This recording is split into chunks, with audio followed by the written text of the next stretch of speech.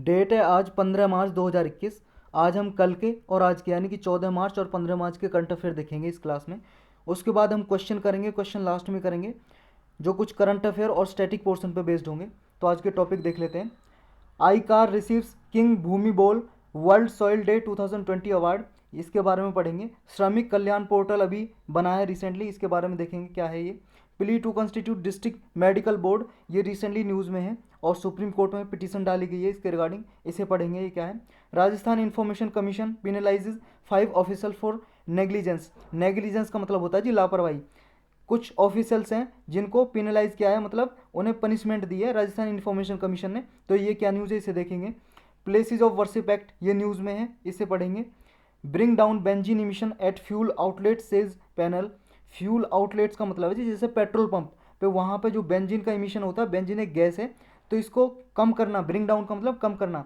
ये किसने कहा है, क्या न्यूज़ है, सारा डिटेल से पढ़ेंगे। रिफ्यूजी कन्वेंशन 1951, ये न्यूज़ में है रिसेंटली, क्यों न्यूज़ में है और किस लिए, इंडिया के लिए क्यों इंपॉर्टेंट है, सारा देखेंगे। सनगाई वॉल्केनो न्यूज़ में है और एस्टेरॉयड 2001 FO32, ये न्यूज़ में है रिसेंटली, इसके बारे में डिटेल से देखेंगे ये क्या है। तो स्टार्ट करते हैं अपने फर्स्ट टॉपिक से। फर्स्ट टॉपिक क्या है, आई कार रिसीव्स किंग भूमि बोल वर्ल्ड सॉइल डे 2020 अवार्ड। अभी आई कार ने रिसीव किया है ये अवार्ड 2020 का। आई कार क्या है, Indian council of agriculture research, ये एग्रीकल्चर से रिगार्डिंग, कृषि के रिगार्डिंग रिसर्च वगैरह, खोज वगैरह करने के लिए रिस्पॉन्सिबल है ये काउंसिल। इसे अवार्ड दिया गया अभी किंग भूमि बोल वर्ल्ड सॉइल डे 2020 अवार्ड। किसने दिया है, फाओ ने दिया है। फाओ क्या है, फूड एंड एग्रीकल्चर ऑर्गेनाइजेशन, ये एक यूनाइटेड नेशन की स्पेशलाइज्ड एजेंसी है। स्पेशलाइज एजेंसी याद रखना, यूनाइटेड नेशन के 6 ऑर्गन है ना, अंग, हम कई बार पढ़ चुके हैं, और बहुत सारी स्पेशलाइज एजेंसी है। तो ये स्पेशलाइज एजेंसी है और इसका हेडक्वार्टर कहाँ पे, रोम इटली में। रोम इटली, इटली की कैपिटल है जी रोम, वहाँ पे है, जो इटली यूरोप में कंट्री है। 1945 में इसे बनाया गया था फाओ को। तो ये अवार्ड देता है ये। अभी आईकार को दिया है ये अवार्ड। किस लिए दिया अवार्ड, क्योंकि आईकार ने एक्सीलेंट कंट्रीब्यूशन दिखाया है किसमें, सॉइल हेल्थ अवेयरनेस में। सॉइल हेल्थ का मतलब है जी जो मिट्टी में कितने न्यूट्रिशन है कितने नहीं है, उस हिसाब से आप फर्टिलाइजर यूज करो। तो इसके लिए आईकार ने कंट्रीब्यूट किया है। थीम क्या थी जी इसकी, stop soil erosion save our future during 2022, during 2020 मतलब 2020 के दौरान इसकी जो थीम थी सॉइल हेल्थ अवेयरनेस की, ये प्रोग्राम था आईकार का। इसमें था कि इरोजन, सॉइल इरोजन, जो मृदा अपरदन होता है उसको रोकना, एंड सेव आवर फ्यूचर, हमारे भविष्य को बचाना।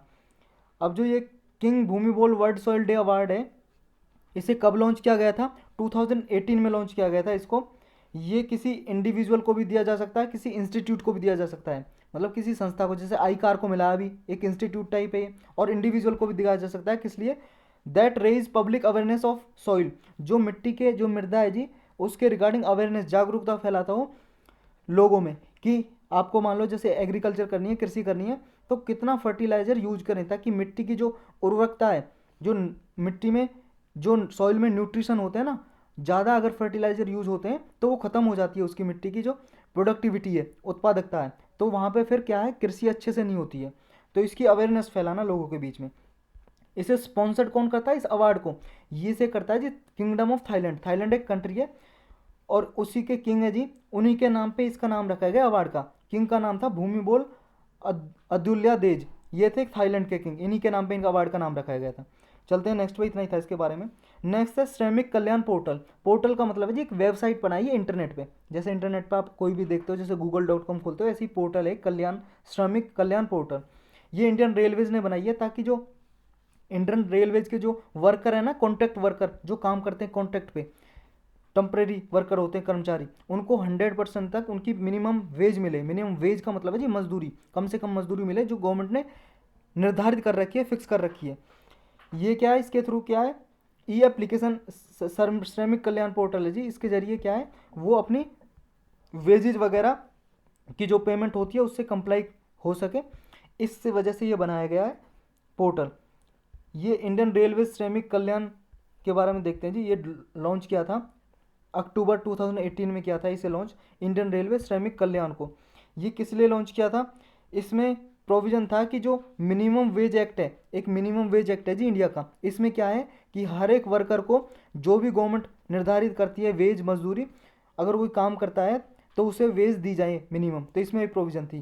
तो इसके लिए एक इंडियन रेलवे श्रमिक कल्याण बनाया था जी इंडियन रेलवे ने 2018 में, और अब ये पोर्टल बनाया है जिससे क्या है कि वहाँ पे क्या है श्रमिक के लिए पूरी जानकारी होगी कि कितनी कॉन्ट्रैक्टर वर्कर्स हैं और कितनी वेजेस उनको दी जा रही है, ये सारी जानकारी वहाँ मिलेगी पोर्टल पे।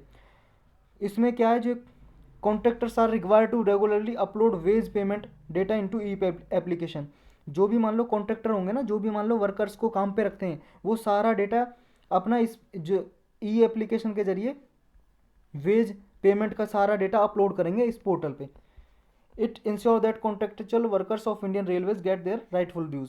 ये इंश्योर करेगा, सुनिश्चित करेगा कि जितने भी कॉन्ट्रैक्चुअल वर्कर्स हैं, कर्मचारी हैं जो कॉन्ट्रैक्ट बेस पे काम करते हैं रेलवे में, इंडियन रेलवे में, उनको सबको अपना क्या है अपनी वेज मिले, मजदूरी मिले जितना वो काम कर रहे हैं। तो बस ये याद रखना किसने लॉन्च किया ये पोर्टल किसने लॉन्च किया, बस ये याद रखना है आपको। चलते हैं नेक्स्ट पे। नेक्स्ट है अपना plea to constitute district medical board. अभी सुप्रीम कोर्ट में क्या है पिटीशन डाली गई है, प्ली मतलब पिटीशन याचिका, जैसे एप्लीकेशन डालते हैं जी आप, तो सुप्रीम कोर्ट में डाली गई है। तो सुप्रीम कोर्ट ने क्या है गवर्नमेंट से पूछा है, asked government to respond to a plea to constitute district medical board.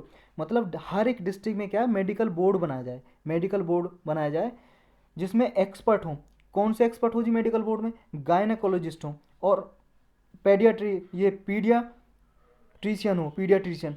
Gynaecologist का मतलब है जो वुमेन्स डिसीज़ के रिगार्डिंग वुमेन्स से रिलेटेड विशेषज्ञ होते हैं, जो डॉक्टर होते हैं ना, ऐसे डॉक्टर जो वुमेन्स की मतलब जो भी मेडिकल कंडीशन वगैरह कुछ भी है जी सारा उसकी देखभाल करते हैं। और पेडियाट्रिशियन उन्हें बोलते हैं, वो डॉक्टर जो बच्चों के स्पेशलिस्ट होते हैं, चिल्ड्रन के स्पेशलिस्ट। तो ये किस लिए बनाया जा रहा है मेडिकल बोर्ड, कि उसमें एक्सपर्ट हो गायनेकोलॉजिस्ट और paediatrician to help the rape survivor. जिन मान लो कोई विक्टिम होते हैं जिनका रेप हो जाता है, बलात्कार हो जाता है, उनके लिए ये बनाया जा रहा है मेडिकल बोर्ड। इसमें कोर्ट ने कहा है कि अगर मान लो court also said that if a woman is raped and is pregnant she must be told about her legal right. अगर मान लो कोई वुमन है जी, महिला है जिसका रेप हुआ है और प्रेग्नेंट हो गई, तो उनके लीगल राइट क्या क्या हैं उन्हें बताया जाएगा इस मेडिकल बोर्ड के जरिए। तो मेडिकल बोर्ड इसलिए बोला है।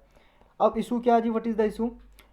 कोर्ट जी 14 ईयर ओल्ड की रेप सर्वाइवर है, एक 14 साल की बच्ची हैं जी, उनका रेप हो गया था, उनकी पिटीशन सुन रही थी, मतलब केस गया था सुप्रीम कोर्ट में। वो क्या कर रही थी, अबॉर्शन चाह रही थी, वो प्रेग्नेंट हो गई थी रेप के जरिए, तो उन्होंने अबॉर्शन के लिए एप्लीकेशन डाली सुप्रीम कोर्ट में। एप्लीकेशन क्यों डाली, क्योंकि उनको जो प्रेगनेंसी थी 20 वीक से ज़्यादा की हो गई थी, 20 मतलब 20 हफ्ते से ज़्यादा की प्रेगनेंसी हो गई थी। तो वो क्या है, हमारी कंट्री में अभी लॉ है 1971 का, हमारी कंट्री में लॉ क्या कहता है कि अगर कोई प्रेगनेंसी 20 वीक से ज़्यादा है तो वो टर्मिनेट नहीं की जा सकती। टर्मिनेट का मतलब है जी कि गर्भपात नहीं किया जा सकता, अबॉर्शन उसका नहीं किया जा सकता, कि बच्चों को गिराया नहीं जा सकता। तो ये लॉ बोलता है, इसलिए सुप्रीम कोर्ट में रेप विक्टिम जो बच्ची है 14 साल की, उसने एप्लीकेशन डाली। अब इसलिए सुप्रीम कोर्ट ने कहा है कि मेडिकल बोर्ड सेटअप करने के लिए हर डिस्ट्रिक्ट में। Report medical however following a report from medical board to which the top court had referred her, she withdrew her plea for termination of pregnancy. लेकिन क्या है, अभी मेडिकल बोर्ड एस्टेब्लिश करने के लिए तो बोला है गवर्नमेंट को, लेकिन ऑलरेडी ये जो लड़की है, बच्ची है, इसने अपनी जो प्ली है, जो मांगा था कि उसकी प्रेगनेंसी को टर्मिनेट किया जाए, जो पिटीशन डाली थी सुप्रीम कोर्ट में, वो विथड्रू कर लिए। विथड्रू का मतलब वापस ले लिए सुप्रीम कोर्ट से।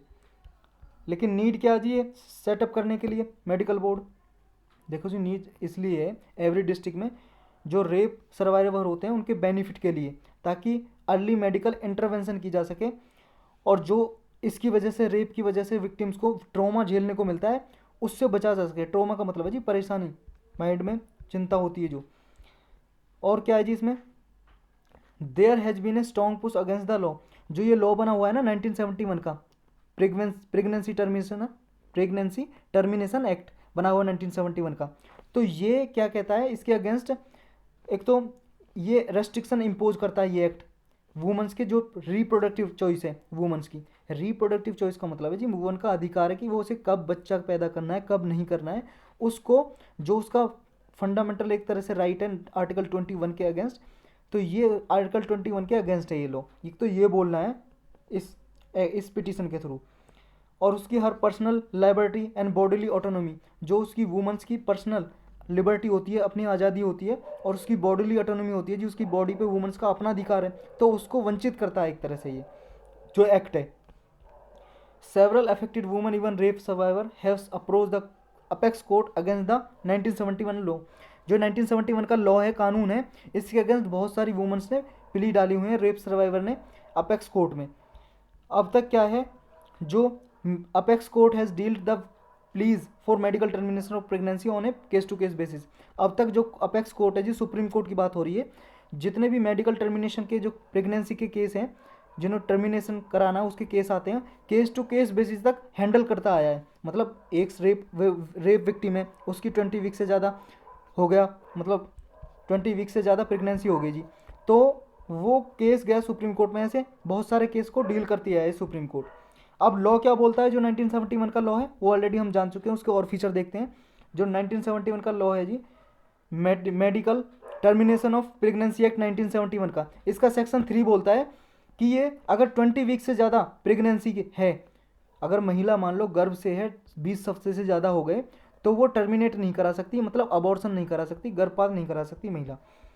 लेकिन एक्सेप्शन है कुछ, 20 वीक से ज़्यादा करा सकती है अगर मेडिकल प्रैक्टिशनर बोलें। मान लो जी कोई डॉक्टर सर्टिफाई कर दे कि अगर इसकी अबॉर्शन नहीं कराया गया इस महिला का, तो उसको क्या है, लाइफ थ्रेटनिंग हो सकता है, उसकी मृत्यु भी हो सकती है। क्योंकि आपने देखा होगा ना, बहुत सी बार फिल्मों में भी देखा होगा कि ऐसी केस आ जाता है कि डॉक्टर बोलता है कि अगर ये अबॉर्शन नहीं कराया गया बच्चे का, तो महिला की डेथ हो सकती है। तो ऐसे केस में क्या है, छूट दी गई है। एक्सेप्शन का मतलब है जी छूट, अपवाद, एक्सेप्शन का मतलब छूट दी गई है कि इस केस में आप करा सकते हो। अब इसमें जी जो 1971 का लॉ है, इसमें अमेंडमेंट करने के लिए, संशोधन करने के लिए एक बिल लाया गया 2020 में, जो लोकसभा में पास कर दिया गया और उसे राज्यसभा में अभी डिस्कस किया जाएगा। अभी अभी एक्ट बनना है, ये बाकी है, एक्ट नहीं बनाया अभी, कानून नहीं बनाया। ये medical termination of pregnancy amendment bill 2020 है जिसकी बात कर रहे हैं हम। अब इसमें क्या प्रावधान रखे गए हैं, प्रोविजन क्या रखी गई हैं, जो इसमें 20 वीक्स का टाइम था ना, उसे बढ़ा के 24 वीक कर दिया जाएगा। क्या अगर मान लो 24 वीक तक भी प्रेगनेंसी है, तो उसको अबॉर्शन किया जा सकेगा बिना मेडिकल प्रैक्टिशनर की एडवाइस के। अगर 24 वीक से ज़्यादा है फिर तो मेडिकल प्रैक्टिशनर की एडवाइस से उसे टर्मिनेट किया जा सकेगा, मतलब डॉक्टर से सलाह लेनी पड़ेगी तभी किया जा सकता है, उसके बिना नहीं। अब अबॉर्शन वर्सेस फंडामेंटल राइट क्या है जी, मतलब फंडामेंटल राइट से कैसे रिलेट है ये मौलिक अधिकार से। आपको पता है ना, कॉन्स्टिट्यूशन में फंडामेंटल राइट्स दिए हुए हैं, उसमें क्या जी अबॉर्शन कैसे रिलेटेड है। जो right to exercise reproductive choice is the right to choose whether to conceive and carry pregnancy to its full term और टर्मिनेट इट। जो रिप्रोडक्टिव चॉइस का अधिकार है महिला का, वो क्या है, राइट टू चूज है, उसका चुनने का अधिकार है कि वो कंसीव करे, वो गर्भ से रहे, कंसीव का मतलब जी गर्भ से रहना, या फिर अपनी प्रेगनेंसी को फुल टर्म में कैरी करे, मतलब गर्भ से अपने पूरे टाइम को पूरा करे और बेबी को प्रोड्यूस करे, या फिर और टू टर्मिनेट, या फिर उसे अबॉर्शन करा दे, उसका पूरा अधिकार है जी। This choice is at the core of one's privacy, dignity, personal autonomy, bodily integrity, self termination and right to health recognised by article 21 of the constitution. जो ये अधिकार है, उसकी पर्सनल प्राइवेसी है, निजता है जी, उसकी डिग्निटी है, निष्ठा है, पर्सनल ऑटोनॉमी है, उसकी निजी स्वायत्तता है, वुमेंस की बॉडीली इंटीग्रिटी है, उसकी बॉडी पे फुल अधिकार वुमेंस का है, सेल्फ डिटर्मिनेशन है, राइट टू हेल्थ है। ये सब आर्टिकल 21 में रिकॉग्नाइज किए गए जी वुमेंस के अधिकार, इसी के पार्ट बनाते हैं, तो ये एक फंडामेंटल राइट्स भी है। तो इस तरह से अबॉर्शन फंडामेंटल राइट से रिलेट करता है। तो चलते हैं नेक्स्ट, भी इतना ही था जी इसमें। नेक्स्ट अपना Rajasthan information commission penalises 5 officers for negligence. Negligence का मतलब लापरवाही है जी। अभी जो 5 ऑफिसर्स हैं, ऑफिसर हैं जी, उन पे पब्लिक इन्फॉर्मेशन कमीशन ने क्या है, राजस्थान के इन्फॉर्मेशन कमीशन ने उन्हें पेनल्टी दी है जी, सजा दी है। क्यों दी है, क्योंकि इन्होंने जो ऑफिसर थे इनसे इन्फॉर्मेशन मांगी थी, किसी इंसान ने इन्फॉर्मेशन मांगी थी और इन्फॉर्मेशन नहीं दी। आपको पता है ना, हमारे देश में राइट टू इन्फॉर्मेशन का एक्ट है, ये 2005 में पास हुआ था। इसके अकॉर्डिंग क्या है, आप किसी भी गवर्नमेंट डिपार्टमेंट से जाके इन्फॉर्मेशन मांग सकते हो। एक आपको एप्लीकेशन देनी पड़ेगी, 10 रुपये लगते हैं जी उसके चार्ज, और इन्फॉर्मेशन मांग सकते हो। मान लो आपको विलेज एरिया में रहते हो, आप वीडियो के पास, मतलब डिस्ट्रिक्ट में आपके एक पब्लिक इन्फॉर्मेशन ऑफिसर रहेगा, पब्लिक इन्फॉर्मेशन ऑफिसर हर डिपार्टमेंट के लिए होता है जी ये। जैसे मान लो आपको लेना है आपके विलेज के रिगार्डिंग, आप गांव में रहते हो या शहर में रहते हो, आपको जानना है कि आपके विलेज में 5 साल में कितना पैसा खर्च हुआ है, मतलब गवर्नमेंट ने कितना पैसा अलॉट किया है, कितना जो आपके मनी है अलॉट कितनी की है, कितनी मनी दी है विलेज के डेवलपमेंट के लिए। आप डिस्ट्रिक्ट में जाके पूरी इन्फॉर्मेशन ले सकते हो। पब्लिक इन्फॉर्मेशन होते हैं जी पंचायत के लिए। तो आप वहाँ पे प्ली डालोगे, 10 रुपये का चार्ज लगेगा आपका, वो विदिन 30 डेज देगा। तो ये प्रोविज़न है। इसने भी कुछ ऐसी इन्फॉर्मेशन मांगी जी थी तो उसने दी नहीं। तो राजस्थान स्टेट इन्फॉर्मेशन कमीशन है, उसने क्या है ये ऑफिशियल्स को के अगेंस्ट एक्शन ले लिया जी, tough action under right to information act, जो एक्ट है 2005 का, उसके अंदर, इसलिए ये न्यूज़ में है।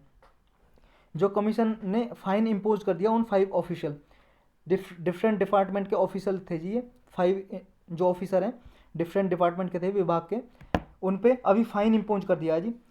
इनमें कौन कौन से ऑफिसर थे, including secretary, village development officer video और विलेज सेक्रेटरी।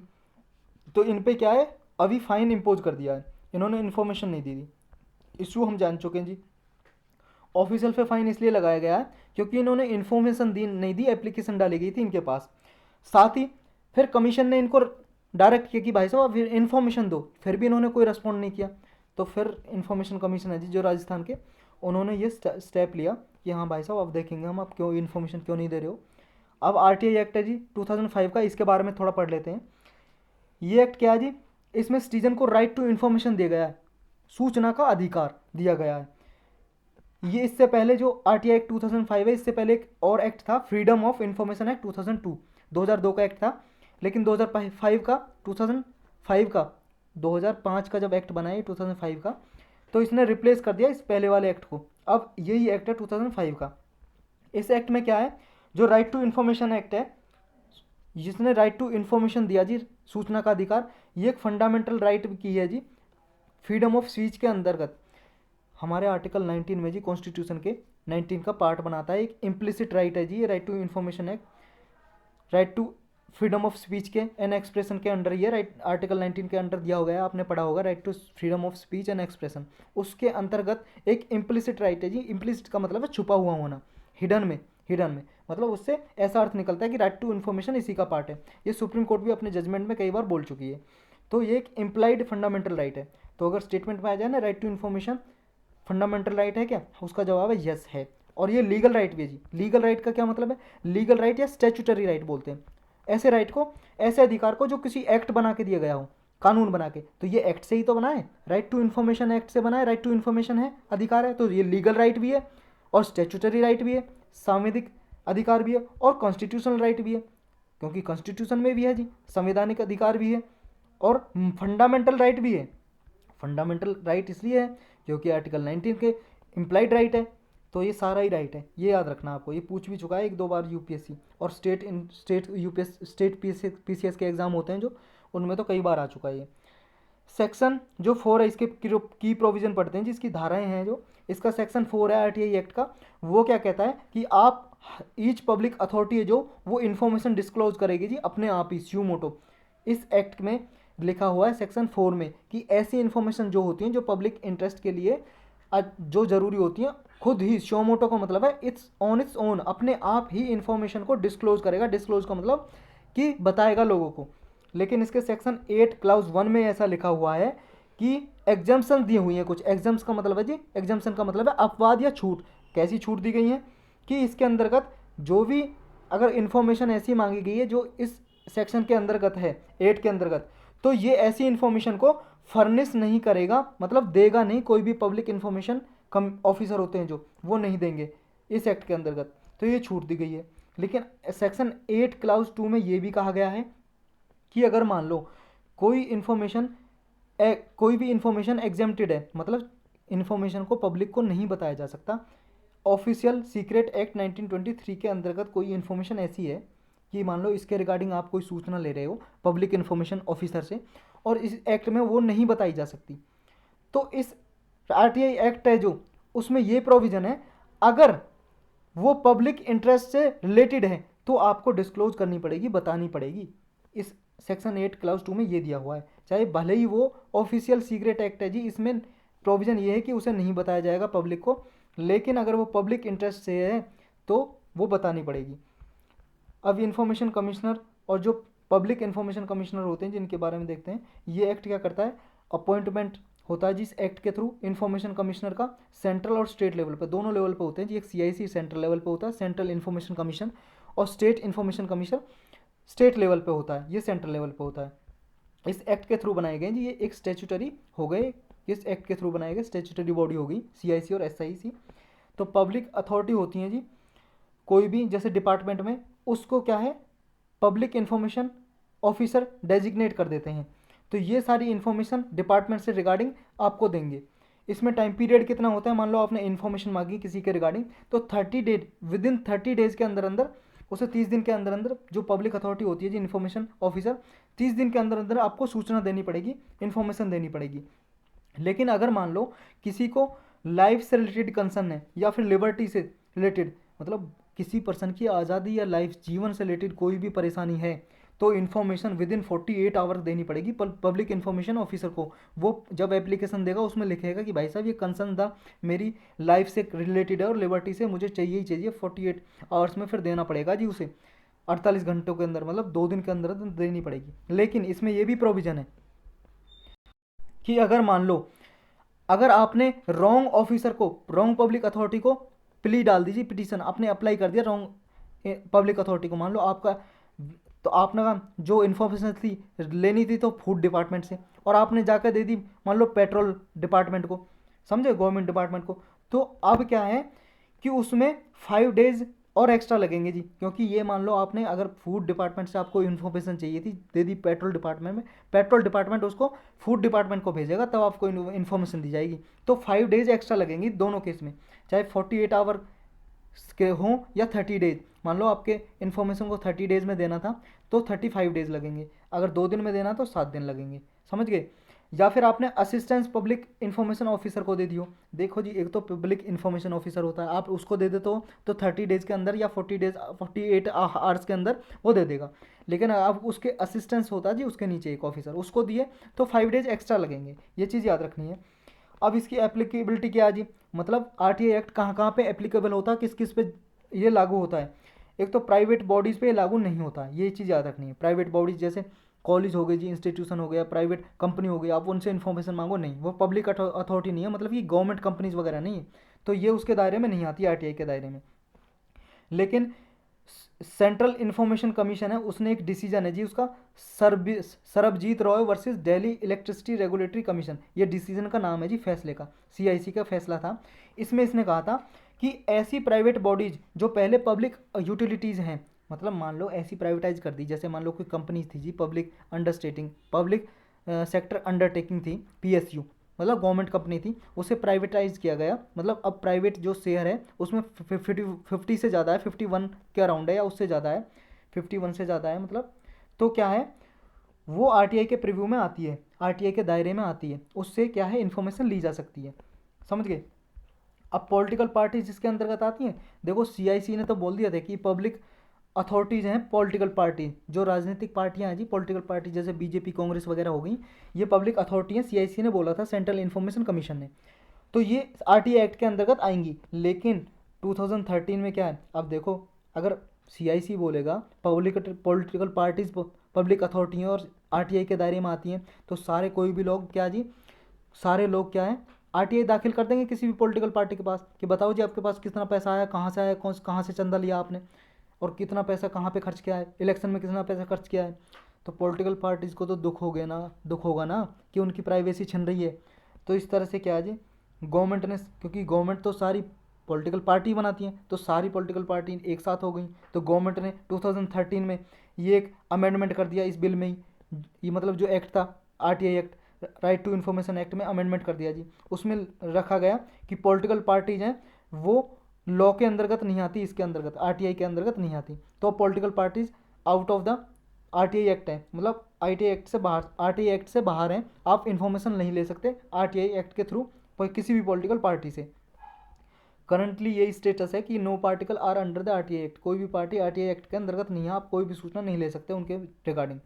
क्या chief justice of India RTI के एक्ट के अंदर आता है, हमारा जो मुख्य न्यायाधीश है जी सुप्रीम कोर्ट का, वो आता है आरटीआई के एक्ट के अंतर्गत? जी हाँ बिल्कुल आता है। क्यों? क्योंकि दिल्ली हाई कोर्ट ने 2019 में एक मतलब एक डिसीजन दिया था कि office of chief justice of India RTI act के अंतर्गत आते हैं, तो सुप्रीम कोर्ट ने भी अपेल्ड किया था इस डिसीजन को। अपेल्ड का मतलब है जी सपोर्ट किया था इस डिसीजन का दिल्ली हाई कोर्ट के, कि हाँ चीफ जस्टिस ऑफ इंडिया भी आरटीआई एक्ट के अंतर्गत आते हैं, उसके रिगार्डिंग भी आप इन्फॉर्मेशन ले सकते हो। हाँ जी, ये याद रखना है, पर्सनल लाइफ से कोई इन्फॉर्मेशन नहीं लोगे। आप पूछोगे कि हाँ आपके बच्चे कितने, कितनी वाइफ हैं, ये कोई इन्फॉर्मेशन नहीं लोगे। हाँ, उसके ऑफिस से regarding chief justice of India के एडमिनिस्ट्रेटिव वर्क का जो भी ऑफिस है, काम है पब्लिक डिपार्टमेंट का, जो भी गवर्नमेंट का काम करता है, उसके रिगार्डिंग आप ले सकते हो कोई भी इन्फॉर्मेशन। अब इसमें जी जो 2019 में एक बिल लाया गया जी आरटीआई एक्ट में अमेंडमेंट करने के लिए, सुधार करने के लिए, उसमें कुछ प्रोविज़न रखी हैं। उसमें क्या प्रोविज़न है वो देखते हैं। जो चीफ इंफॉर्मेशन कमीशन है जी और इंफॉर्मेशन कमिश्नर, इनका 5 ईयर का टेन्योर होगा जी। मान लो ये चीफ इंफॉर्मेशन कमीशन, ये सेंट्रल इंफॉर्मेशन कमिश्नर में एक चीफ इंफॉर्मेशन कमिश्नर होगा जी, कुछ मेंबर होंगे, इंफॉर्मेशन कमिश्नर बोला जाएगा उनको। तो इनका जो टेन्योर होगा जी, मतलब कार्यकाल कितने दिन का होगा, 5 साल का होगा जी, 5 ईयर का। सेंटर नोटिफाई करेगा जी स्टेट लेवल और सेंट्रल इंफॉर्मेशन, मतलब सेंटर और स्टेट लेवल पे, दोनों लेवल पे सेंट्रल गवर्नमेंट ही नोटिफाई करेगी कि इनका टेन्योर कितने दिन का रहेगा, ये नोटिफाई करेगी। अब इसका जो सैलरी कितनी रहेगी जी, जितनी भी सैलरी रहेगी जी ना सीआईसी की, मतलब चीफ इंफॉर्मेशन कमिश्नर की, तो वो जितना चीफ इलेक्शन कमिश्नर की होती है ना, चीफ इलेक्शन कमिश्नर, उसके इक्वलेंट रहेगी। और जो सेंट्रल इंफॉर्मेशन कमीशन होते हैं या स्टेट का चीफ इंफॉर्मेशन कमिश्नर है, उनकी जो रहेगी इलेक्शन कमिश्नर की जितनी रहती है ना सैलरी, उसके उतनी रहेगी। या फिर स्टेट के इंफॉर्मेशन कमिश्नर हैं, उनकी रहेगी चीफ सेक्रेटरी के बराबर सैलरी रहेगी। तो ये चीज़ आपको याद रखनी है, ये पढ़ सकते हो आप। इनकी सैलरी और अलाउंसेज है वो डिटरमाइन कौन करेगा जी, वो सेंट्रल गवर्नमेंट करेगी, चाहे स्टेट लेवल के इंफॉर्मेशन कमिश्नर है या सेंट्रल लेवल के। पहले क्या है जी, अलग अलग प्रोविजन थे दोनों के, स्टेट के और सेंटर के, लेकिन अब सेंट्रल गवर्नमेंट ने ये चेंजेस किए, अमेंडमेंट किए हैं इसमें।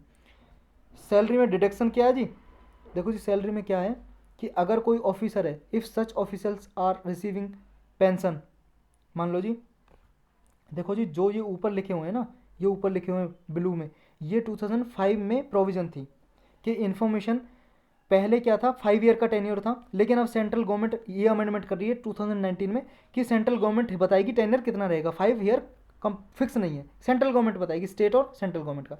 और पहले जो इनकी सैलरी होती थी इसके इक्वलेंट होती थी, जो मैंने बताया, दोबारा बताने की जरूरत नहीं है। और सैलरी अब डिफाइन करेगा जी सेंट्रल गवर्नमेंट, दोनों की इस अमेंडमेंट के थ्रू 2019 में अगर ये पास हो गया है बिल, तो सेंट्रल गवर्नमेंट डिफाइन करेगा, सेंट्रल लेवल पे भी स्टेट लेवल पे भी। पहले प्रोविजन ये हुआ करती थी सैलरी के रिगार्डिंग कि अगर मान लो if such officer are receiving pension और other retirement benefits their salary will be deducted by an equivalent amount equal to the pension. मतलब अगर मान लो आप रिटायर हो जी, मान लो हाई कोर्ट से रिटायर हुए हो, आप जज हो, आपको चीफ इंफॉर्मेशन कमीशन बना दिया गया, अब जज आप रिटायर हुए हो, आपको पेंशन भी मिल रही है, मान लो 50,000 पेंशन मिल रही है पर मंथ, और आपकी सैलरी यहाँ पे जी मान लो 2 लाख रुपए सैलरी है जी आपकी चीफ इंफॉर्मेशन कमीशन की।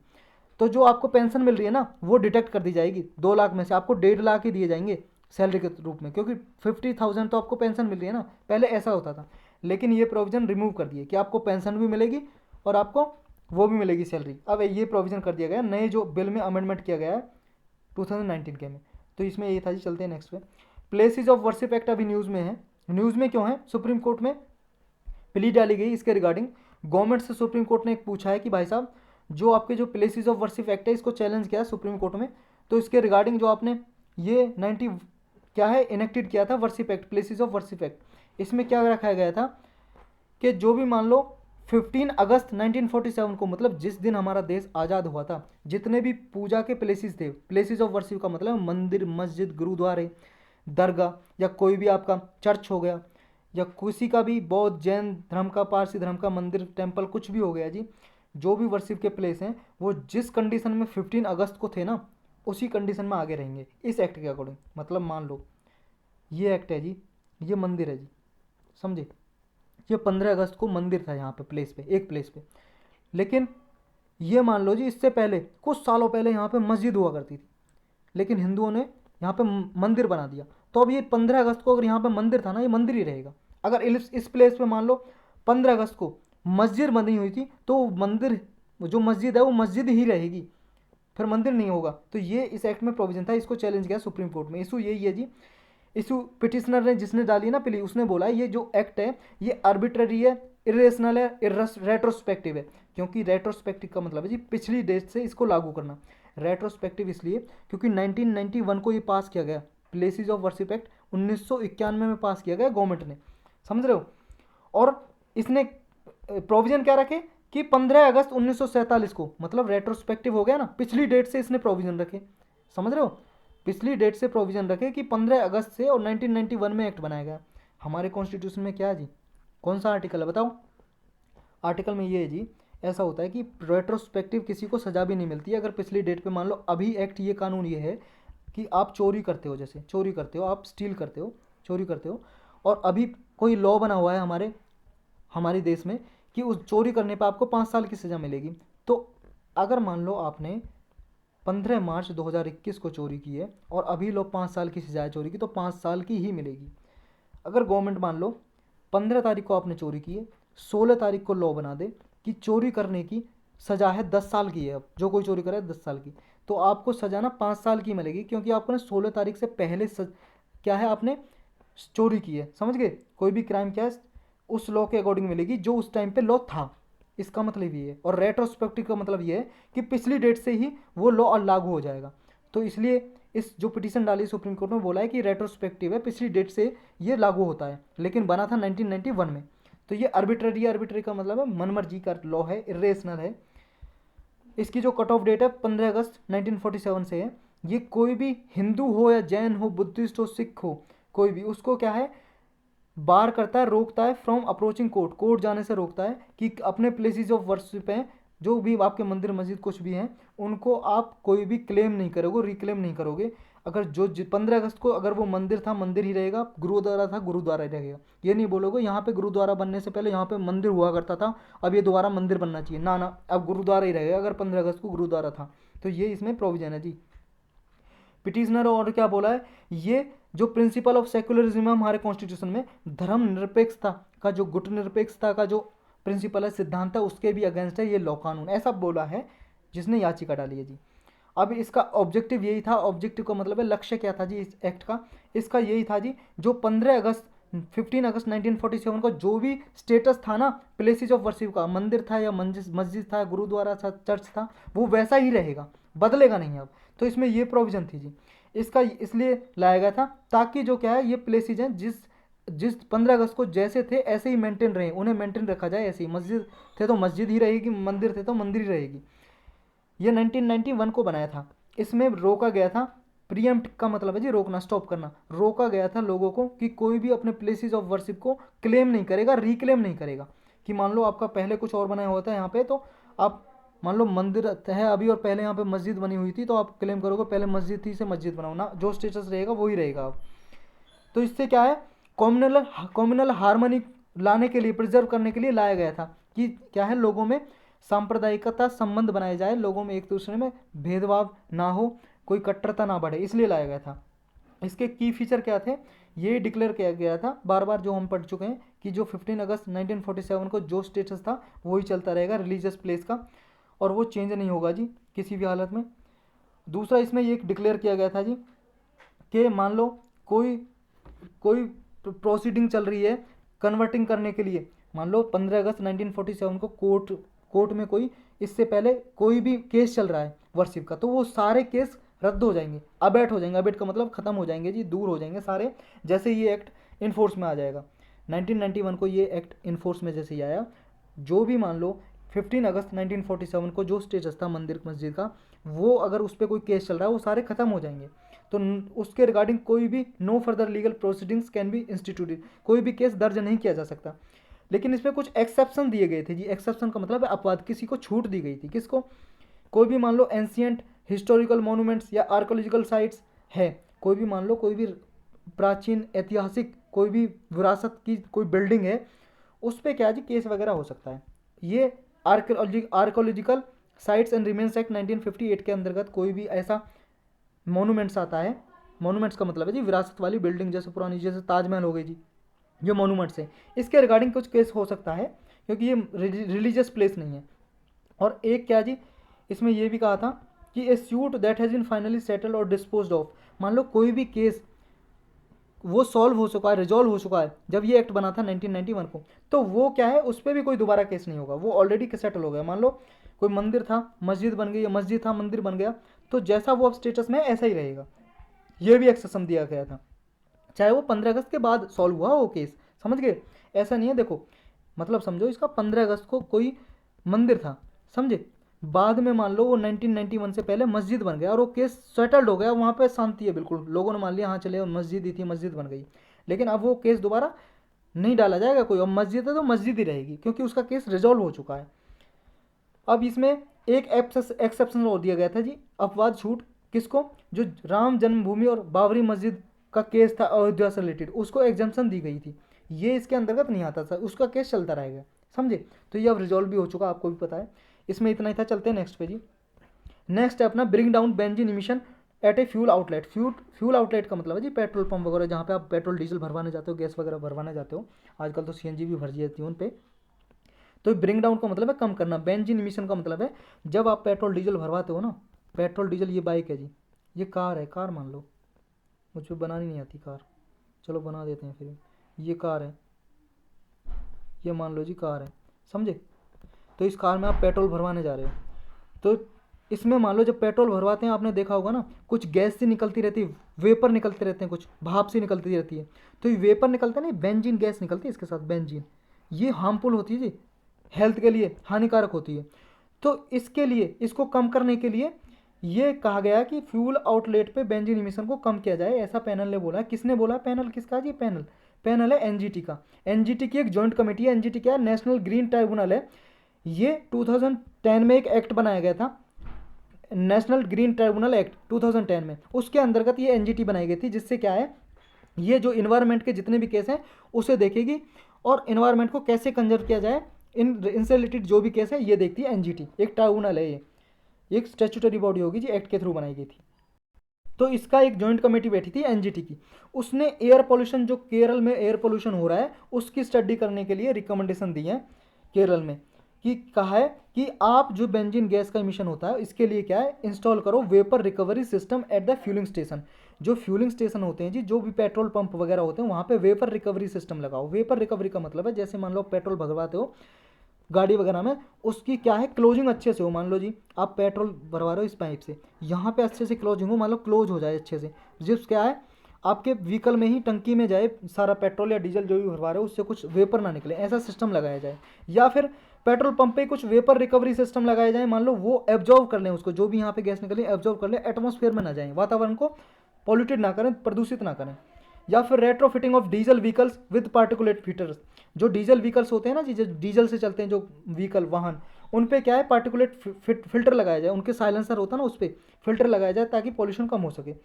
या फिर stringent action to be taken against industrial unit that do not comply with the emission norms, जो इमिशन नॉर्म्स होते हैं ना, जो कार्बन इमिशन होता है उससे मान लो कंप्लाई नहीं करते हैं, उन पे क्या है, एक्शन लिया जाएगा। स्ट्रिंजेंट का मतलब है सख्त एक्शन लिया जाएगा उनके रिगार्डिंग।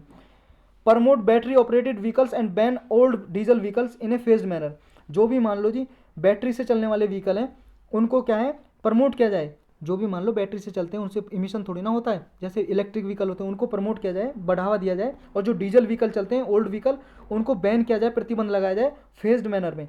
मतलब फेज्ड मैनर का मतलब है एक साथ नहीं किया जाए, मतलब कुछ समय समय के दौरान उन्हें हटाया जाए।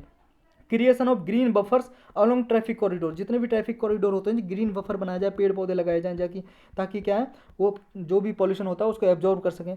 अब कुछ शॉर्ट टर्म मेजर रिकमेंडेड किए गए जी, रिकमेंड का मतलब है जी सिफारिश किए गए शॉर्ट टर्म के लिए, छोटे मतलब समय के लिए, कुछ कम समय के लिए कौन कौन से मेजर स्टेप ले सकते हैं उनके लिए जी। Strict action against visibly polluted vehicles, मतलब जो भी मान लो ऐसा व्हीकल मिल जाए, वाहन मिल जाए बहुत सारा धुआं निकलता है, उसके अगेंस्ट स्ट्रिक्ट एक्शन लिया जाए, सख्त एक्शन लिया जाए।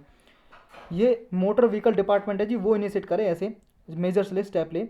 नेक्स्ट क्या है, introduction of wet mechanise vacuum sweeping of roads, मान लो जी को जैसे पानी वगैरह छिड़कते हैं ना रोड वगैरह पे, धूल मिट्टी उड़ती है, तो ऐसे एक्शन लिया जाए। या वैक्यूम स्वीपिंग की जाए, वैक्यूम से साफ करते हैं ना सड़क वगैरह को, तो ये साफ वगैरह सफाई वगैरह की जाए। या controlling dust pollution at construction site, मान लो जहाँ पे भी बिल्डिंग वगैरह घर वगैरह बनता है वहाँ पे डस्ट वगैरह उड़ती रहती है, धूल वगैरह, वो भी पॉल्यूशन ही होता है जी, बहुत हार्मफुल होता है, तो इसको रोकने के लिए कुछ स्टेप लिए जाएँ।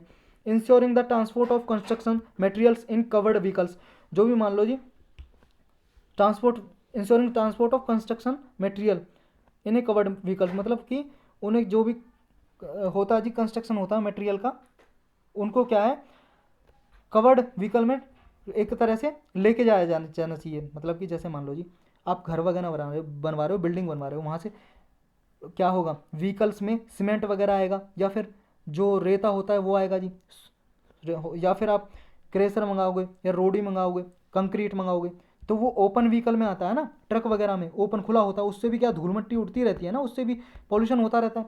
तो वो क्या कवर्ड व्हीकल में आने चाहिए। मतलब आप मान लो सीमेंट वगैरह मंगा रहे हो या फिर आप मान लो रेता रोडी कंक्रीट कुछ भी मंगा रहे हो, वो कवर्ड होना चाहिए व्हीकल। जैसे इस ट्रक में आ रहा है जी, ये पूरा ढका हुआ होना चाहिए, क्योंकि इससे भी पॉल्यूशन होता है। तो ये शॉर्ट टर्म के मीजर हो सकते हैं। अब और ज़रूरत क्या है जी इसकी, जो ये मीजर्स लिए गए हैं इनकी ज़रूरत ये है जी, जब पेट्रोल रिफ्यूलिंग स्टेशन है जो मतलब जहाँ पे पेट्रोल डीजल भरा जाता है, पेट्रोल पंप होते हैं, वहाँ से बेंजीन इमिशन होता है जी, वॉलेटाइल ऑर्गेनिक कंपाउंड निकलते हैं, पार्टिकुलेट मैटर निकल जाए जी 2.5 कंसनट्रेशन का। तो ये सारे इससे जी गैस वगैरह पार्टिकुलेट मैटर इमिशन होता है जब पेट्रोल वगैरह डीजल वगैरह भरवाते हो किसी भी व्हीकल में। तो इसके लिए क्या है वेपर रिकवरी सिस्टम लगाए जाएँ, एक इंपॉर्टेंट स्टेप है। तो ये कमेटी ने रिकमेंड किया है। इससे क्या है ये इम्प्लीमेंट कौन करेगा, इसे इम्प्लीमेंट करने के लिए आप कोऑर्डिनेशन करो petroleum and explosive safety organisation से, ये पीसो बोलते हैं शॉर्टकट में। ये क्या है जी, ये एक डिपार्टमेंट है जी, विभाग किसके अंदर काम करता है, ये पीसो ऑर्गेनाइजेशन, ये संस्था काम करती है जी, department of promotion of industry and internal trade, ये इसके अंदर काम करता है। और ये डिपार्टमेंट बहुत फेमस है जी, आप जानते हो कौन सी मिनिस्ट्री के अंदर आता है, ministry of commerce and industry. देखो जी ministry of commerce and industry ये डिपार्टमेंट इंपॉर्टेंट है, इसके रिगार्डिंग यूपीएससी जी हर 2-3 साल में एक क्वेश्चन पूछता ही है।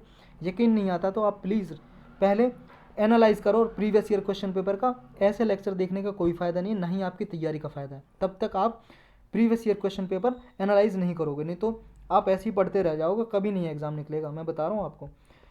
सोर्सेज ऑफ बेंजीन, बेंजीन के सोर्स क्या क्या जी, कहाँ कहाँ से निकलता है बेंजीन गैस, ऑटोमोबाइल से निकलता है। ऑटोमोबाइल्स का मतलब है जी व्हीकल, जो कार गाड़ियाँ होती हैं बाइक वगैरह ट्रक वगैरह, उनसे निकलता है। पेट्रोलियम इंडस्ट्री से निकलता है।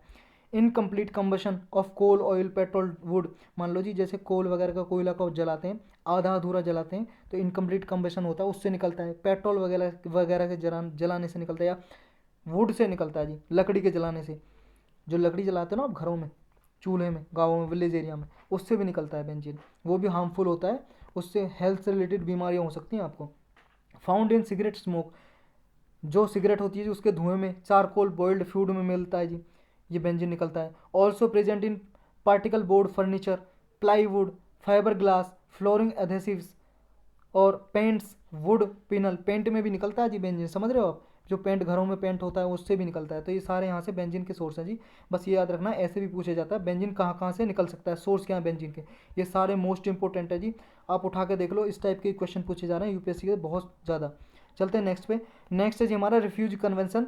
Refugee convention 1951। रिफ्यूजी का मतलब होता है जी शरणार्थी, मतलब ऐसा एक देश से दूसरे देश में कोई आ जाता है, जैसे मान लो वहाँ पे उसको धर्म के नाम पे, जात के नाम पे, वहाँ पे उसका परसिक्यूशन हो रहा है जी किसी किन्हीं लोगों का, कि धर्म के नाम पे मान लो जी कोई हिंदू पीपल है, मुस्लिम पीपल है जी, और वहाँ पे बुद्ध मेजोरिटी पीपल रहते हैं, तो वहाँ से इनको मार के भगाया जा रहा है कि जाओ यहाँ से, मुस्लिम का देश नहीं है, बुद्ध रहते हैं यहाँ। तो ऐसे जो होते हैं जी पर्सन जिन्हें धर्म के नाम पे, किसी के नाम पे प्रोसिक्यूट किया जाता है, मतलब भगाया जाता है वहाँ से, तो उनको बोलते हैं जी शरणार्थी, रिफ्यूजी। जब दूसरे देश में आकर रहने लगते हैं, मान लो इंडिया में आकर रहने लग जाएँ, तो उनको बोलते हैं रिफ्यूजी, शरणार्थी। तो एक कन्वेंशन है इसके रिगार्डिंग 1951 में हुई थी, 1951 में, ये अभी रिसेंटली न्यूज़ में। अब न्यूज़ में क्यों है, क्योंकि जी आपको पता है म्यांमार में क्या है, अभी मिलिट्री कू हो गया था, मिलिट्री कू, ये COUP, ये इसके प्रोनाउंसिएशन है कू, मिलिट्री कू हो गया था, क्योंकि वहाँ पे तख्ता पलट हो गया था।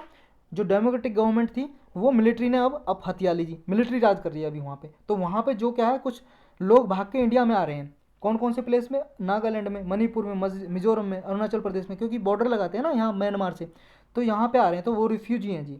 उनके regarding ministry of home affairs ने ये बोला है इनके चीफ सेक्रेटरी को, इन स्टेट के चीफ सेक्रेटरी को, कि भाई साहब आप जो ये इलीगल जो इन्फ्लक्स हो रहा है ना, इलीगल लोग आ रहे हैं रिफ्यूजी, इनको ना कोई एक्शन लो इनके रिगार्डिंग। तो इसलिए न्यूज़ में है। आप देखो जी म्यांमार जानते हो कहाँ पे, म्यांमार ये रहा जी, ये अपना हिंदुस्तान है प्यारा, यहाँ पे बांग्लादेश है, ये मिजोरम अपने इंडिया का ही पार्ट है जी, मणिपुर, नागालैंड ये अपना अरुणाचल प्रदेश, ये अपना मेघालय, असम, ये यहाँ बॉर्डर लगाते हैं जी, कौन कौन से स्टेट, ये भी आपको जानना जरूरी है।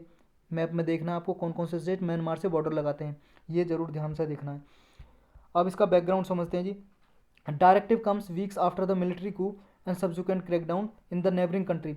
ये क्या जी, एक सप्ताह पहले आपको पता है न्यूज़ में रहा था, कल लगभग 1-2 सप्ताह पहले, कि जो मिलिट्री को हो गया था, तख्ता पलट हो गया था म्यांमार में, उसके रिगार्डिंग ये अभी न्यूज़ में इसलिए है। अब सेंटर ने क्या बोला है, सेंट्रल ने स्टेट गवर्नमेंट को बोला है कि भाई साहब रिफ्यूजी का जो स्टेटस है ना, किसी फॉरेनर को रिफ्यूजी का स्टेटस देना है, कि मान लो आपके स्टेट में आ रहे हैं, ये घुस मतलब आ रहे हैं यहाँ पे, बिना पूछे हुए आ रहे हैं लोग यहाँ पे, तो अगर रिफ्यूजी का स्टेटस देना ना, शरणार्थी डिक्लेयर करना है किसी भी विदेशी को, क्योंकि म्यांमार से ये विदेशी हो गए, इंडिया के तो है नहीं, तो रिफ्यूजी का स्टेटस आप नहीं दे सकते, स्टेट गवर्नमेंट नहीं दे सकती। उसे क्या है, स्टेट गवर्नमेंट के पास पावर नहीं है, सेंट्रल गवर्नमेंट ही दे सकती है किसी रिफ्यूजी को स्टेटस रिफ्यूजी का। और इंडिया क्या है, is not a signatory to the United Nation refugee convention 1951 and its protocol 1967 protocol.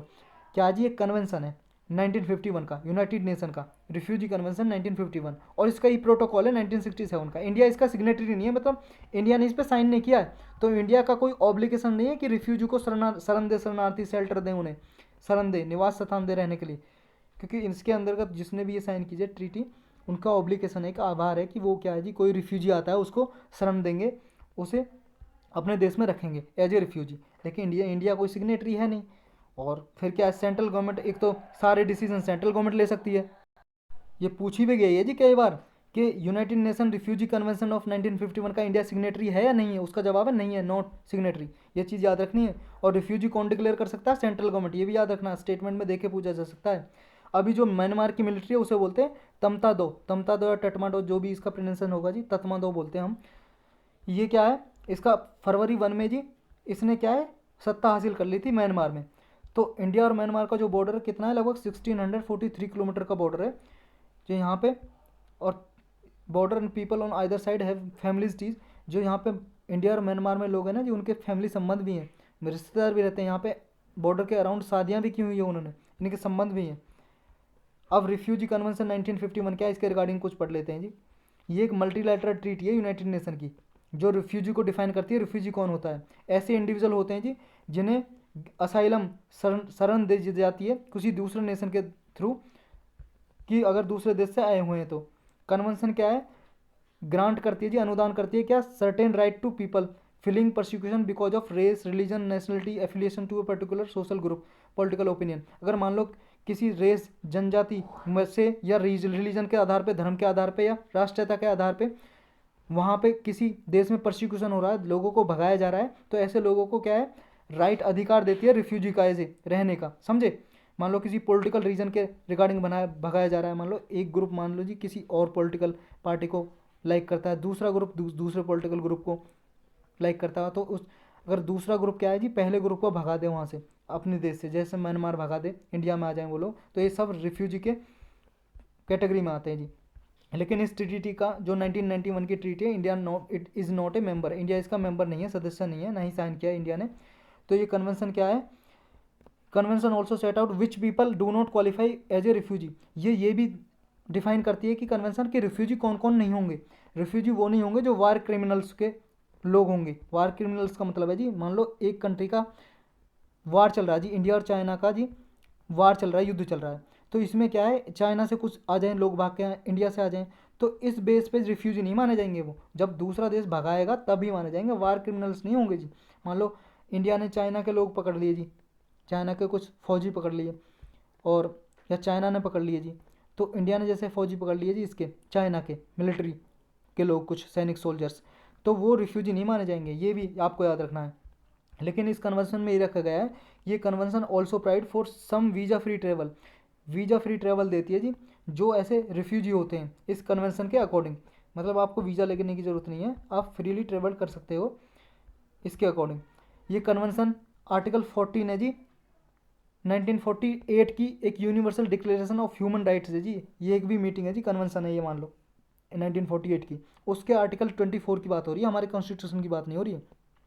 जो universal declaration of human rights है उसके आर्टिकल 14 में दिया हुआ है ये कन्वेंशन के रिगार्डिंग के रिफ्यूजी के राइट को उसमें रिकॉग्नाइज किया गया है। ऐसे पर्सन को जो सीक टू असाइलम, जो शरणार्थी मतलब शरण मांगता है, शेल्टर मांगता है किसी अदर कंट्रीज़ में, तो उसका रिफ्यूजी का जो राइट है उसको रिकॉग्नाइज किया गया है इसके अंतर्गत। और जो 1967 की प्रोटोकॉल है जी, इसमें क्या है, जो रिफ्यूजीज हैं ऑल कंट्रीज से उनको इंक्लूड कर दिया गया। जो 1951 की जो कन्वेंशन हुई थी ना, उसमें सिर्फ यूरोपियन कंट्रीज के जो रिफ्यूजी थे ना उनको ही रिकॉग्नाइज करती थी कि जो यूरोप कंट्री से आए हैं वही शरणार्थी हैं और कोई नहीं है।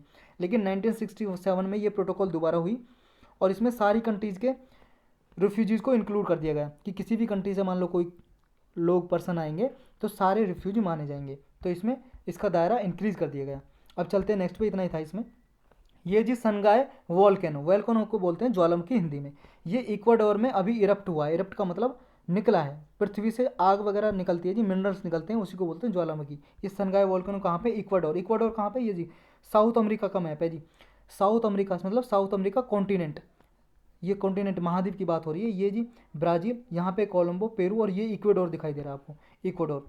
ये देखो जी बड़ा मैप इक्वाडोर का, ये इक्वाडोर है जी। यहाँ पे सनगाय वोल्केनो जी, ये सनगाय वोल्केनो, ये देख लिया आप। वोल्केनो ऐसे होते हैं जी, देखो अर्थ से कुछ ऐसे आग निकलती होती है, मिनरल निकलते होते हैं, शेप बना लेते हैं कुछ इस तरह की, जैसे निकलेगा ये वोल्केनो, ये लावा बाहर आएगा। देखो जब भी कोई लिक्विड रहता है ना अर्थ के अंदर, उसे बोलते हैं मैग्मा, मैग्मा। और इसी मैग्मा को जब ये बाहर आ जाए ना निकल के, इसी मैग्मा को बोलते हैं लावा, समझे। अगर पृथ्वी से बाहर है तो लावा, विद इन द अर्थ है तो बोलते हैं मैग्मा।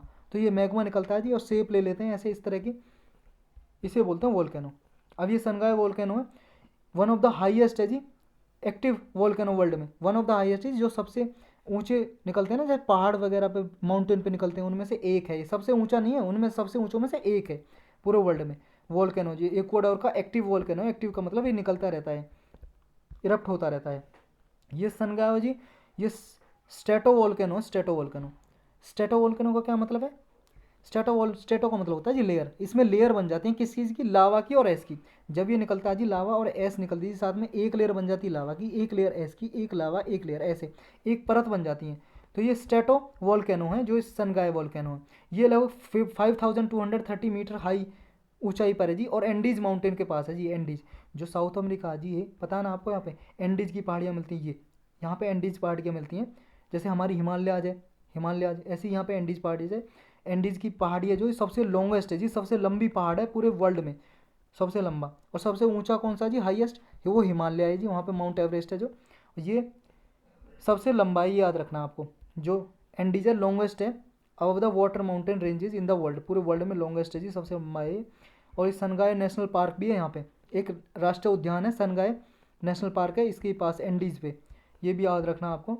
और ये वर्ल्ड हेरिटेज साइट है, it is the world heritage site. कौन डिक्लेयर करता है वर्ल्ड हेरिटेज साइट? यूनेस्को। कई बार पढ़ा हमने यूनेस्को। यूनेस्को एक स्पेशलाइज एजेंसी है यूनाइटेड नेशन की। अब इरप्शन को देख लेते हैं कब हुआ इसमें। इरप्शन का मतलब निकला। ये इसका जो सबसे पहला इरप्शन देखा गया 1628 में देखा गया।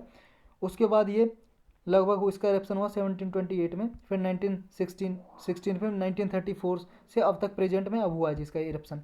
तो कई बार इरप्शन होता रहता है। और इसका जो इरप्शन का टाइप है वो जी स्टोम्बलियन टाइप। स्टोम्बलियन टाइप कुछ टाइप होते हैं जी इरप्शन के, उसमें से स्टोम्बलियन टाइप है ये। और कौन से मेजर वोल्केनो मिलते हैं जी इक्वाडोर में? और भी बहुत सारे वोल्केनो मिलते हैं। कौन कौन से? एक तो जी ये कोटोपाक्सी, कयाम्बी, ये पिचिंचा, ये वोल्केनो मिलते हैं। पिचिंचा, कोटोपाक्सी, कयाम्बी। ये कोटोपाक्सी तो बहुत इंपॉर्टेंट है जी, ये आपको याद रखना है। इसकी हाइट है जी, जो ये हाइट दी हुई है ब्रैकेट में, इतनी हाइट पे, माउंटेन की इतनी हाइट पे ये इरप्ट होते हैं। और इक्वाडोर जी पार्ट है Pacific rim, ring of fire का। रिंग ऑफ फायर क्या है जी? जैसे ये देखो जी, ये साउथ नॉर्थ अमेरिका जी, ये साउथ अमेरिका, कॉन्टिनेंट की बात हो रही है। इधर ये एशिया है, एशिया, इधर ऑस्ट्रेलिया है, इधर ऑस्ट्रेलिया, एशिया का है, ये चाइना है, इधर जापान है। तो ये बीच में पैसिफिक ओशियन है, पैसिफिक ओशियन। तो ये सारा पार्ट है ना जो पैसिफिक ओशियन का, ये majority of the volcano erupt यहीं पे होते हैं। अर्थक्वेक भी यहीं पे आते हैं, भूकंप भी और ज्वालामुखी यहीं पे इरप्ट होते हैं। इसी को बोलते हैं जी इनके बीच में ring of fire, ring of fire बोलते हैं जिसे, पैसिफिक रिंग ऑफ फायर या रिंग ऑफ फायर। ये याद रखना आपको। यहाँ पे क्यों बोलते हैं? क्योंकि सबसे ज़्यादा अर्थक्वेक ज्वालामुखी यहीं पे आते हैं, मेजोरिटी ऑफ द वोल्केनो और अर्थक्वेक। तो इतने था इसके बारे में। चलते हैं नेक्स्ट में। नेक्स्ट है जी एस्टेरॉइड 2001 FO32। ये एस्टेरॉइड है जी, एस्टेरॉइड का नाम है 2001 FO32। एस्टेरॉइड क्या होते हैं जी? हमारा सोलर सिस्टम है जो सन है उसके अराउंड प्लेनेट घूम रहे हैं, प्लेनेट के अराउंड जी मार्स और जुपिटर के बीच में कुछ वो हैं एस्टेरॉइड। एस्टेरॉइड वो होते हैं जी छोटे छोटे होते हैं, कुछ मेटल और रॉक से ही बने होते हैं, जैसे अर्थ बनी हुई है रॉक से, चट्टानों से, मेटल से। ऐसे ही ये रॉक या मेटल से बने होते हैं, धातु से, लेकिन ये छोटे होते हैं साइज में। इन्हें पहले प्लानेट डिक्लेयर नहीं किया जा सकता, क्योंकि प्लानेट डिक्लेयर करने के लिए कुछ कंडीशन होती है ना, ग्रह किसी को डिक्लेयर करना है, तो ये प्लानेट नहीं होते, ये एस्टेरॉइड छोटे छोटे आपको दिखाया जाएगा। पहले जो एस्टेरॉयड ये न्यूज़ में है इसके बारे में पढ़ते हैं। जो 2001 F432 है, ये नासा ने प्रिडिक्ट किया था जी, ऐसा कोई एस्टेरॉयड है, उसका नाम रखा था। नासा क्या है जी, यूएस की, अमेरिका की स्पेस एजेंसी है, जैसे हमारे इंडिया की इसरो है जो सैटेलाइट वगैरह भेजती है, ऐसे ही नासा है अमेरिका की। फुल फॉर्म है national aeronautics and space administration.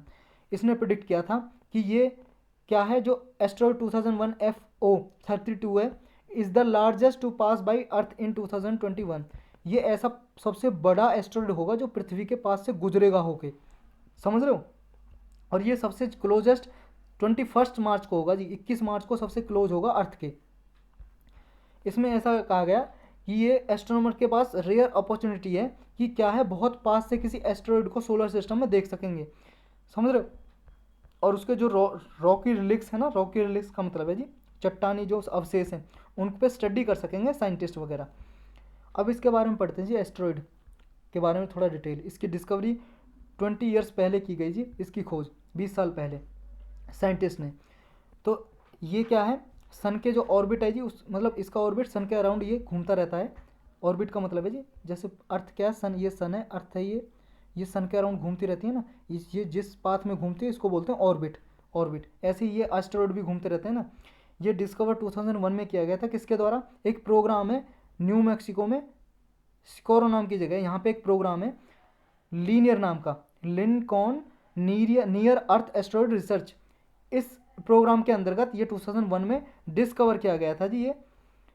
और एक और है जी दूसरा एस्टेरॉयड 1998 OR2, ये था जिसने एस्टेरॉयड इससे पहले जो F432 का एस्टेरॉयड है ना इस नाम का, इससे पहले एक एस्टेरॉयड और डिस्कवर किया गया था 2020 में 29 अप्रैल को।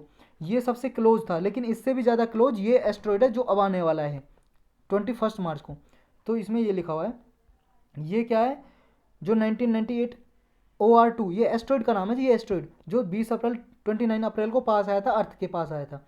ये जो अब आएगा 2001 F032 एस्टेरॉयड, ये ज़्यादा नज़दीक होगा इससे जो पहले आया था OR2 का। तो ये समझ गए ना, 3 टाइम्स क्लोजर होगा ये अर्थ के जो पहले आया था। ऐसा इसका ऑर्बिट देखते हैं जी। ऑर्बिट का मैंने बता ही दिया, ऑर्बिट इसका हाईली एसेंट्रिक ऑर्बिट है। एसेंट्रिक का क्या मतलब है जी, देखो जैसे यहाँ पे चेयर रखी हुई है, चेयर है जी, ये मान लो ये चेयर है, 4 पैर हैं, चेयर है, इसके अराउंड आप घूमते हो सर्कल में, तो ये तो क्या हो गया, सर्कुलर पाथ, इसका ऑर्बिट हो गया जी। चेयर के अराउंड आप घूम रहे हो, ये सर्कुलर पाथ हो गया। अगर मान लो इस शेप में घूम रहे हो, थोड़े अंडा की शेप में, ये हो गया इलिप्टिकल, क्या हो गया, इलिप्टिकल ऑर्बिट। ऐसे ही बीच में सन है और अर्थ घूम रही है, कैसे, इलिप्टिकल घूम रही है। इलिप्टिकल कैसा है, अर्थ का ऑर्बिट इलिप्टिकल। और जो ये एस्टेरॉयड मिला उसका कैसा, असेंट्रिक। असेंट्रिक का मतलब है बहुत ज़्यादा हो गया, ना तो इलिप्टिकल है और ना ही सर्कुलर है, बहुत ज़्यादा लॉन्ग हो गया थोड़ा, समझ रहे हो। ये जैसे सन है, ये बहुत ज़्यादा लॉन्ग हो गया, ये असेंट्रिक है, हाईली असेंट्रिक ऑर्बिट है इसका, जो सन के अराउंड घूम रहा है। ये चक्कर कितने साल में लगाता है जी, लगभग 2.5 साल में लगाता है, 810 डेज में लगाता है सन का चक्कर। और पृथ्वी कितने में लगाती है, 365 दिन, 365 दिन और 6 आवर में। और जो ये अर्थ के रिगार्डिंग, मतलब अर्थ के पास ये टिल्टेड है जी, अर्थ मतलब टूवर्ड्स द अर्थ टिल्टेड है 39 डिग्री। जैसे जी सन की, ये है हमारी अर्थ, ये अर्थ है, ये अर्थ नॉर्थ स्टार की तरफ, जो नॉर्थ स्टार है जी, नॉर्थ पोल स्टार है जो। अर्थ क्या है, 23.5 इसके तरफ झुकी हुई है ना, टिल्टेड का मतलब है झुकी होना, टिल्ट झुका होना, 23.5 डिग्री ये झुकी हुई है ना, किसकी तरफ, नॉर्थ स्टार की तरफ। नॉर्थ जो पोल स्टार है, ध्रुव तारा है, जो ध्रुव तारा बोलते हैं जी हिंदी में, नॉर्थ पोल स्टार, उसकी तरफ 23.5 झुकी हुई है, टिल्टेड है। और जो ये एस्ट्रॉयड है, अर्थ की तरफ 39 डिग्री झुका हुआ है, टिल्टेड है। अब ये ऑर्बिट क्या है जी, एस्ट्रॉयड ये सन के पास है जी, मरकरी से भी पास है, मरकरी सबसे पास है ना, उससे भी पास है ये इसका orbit.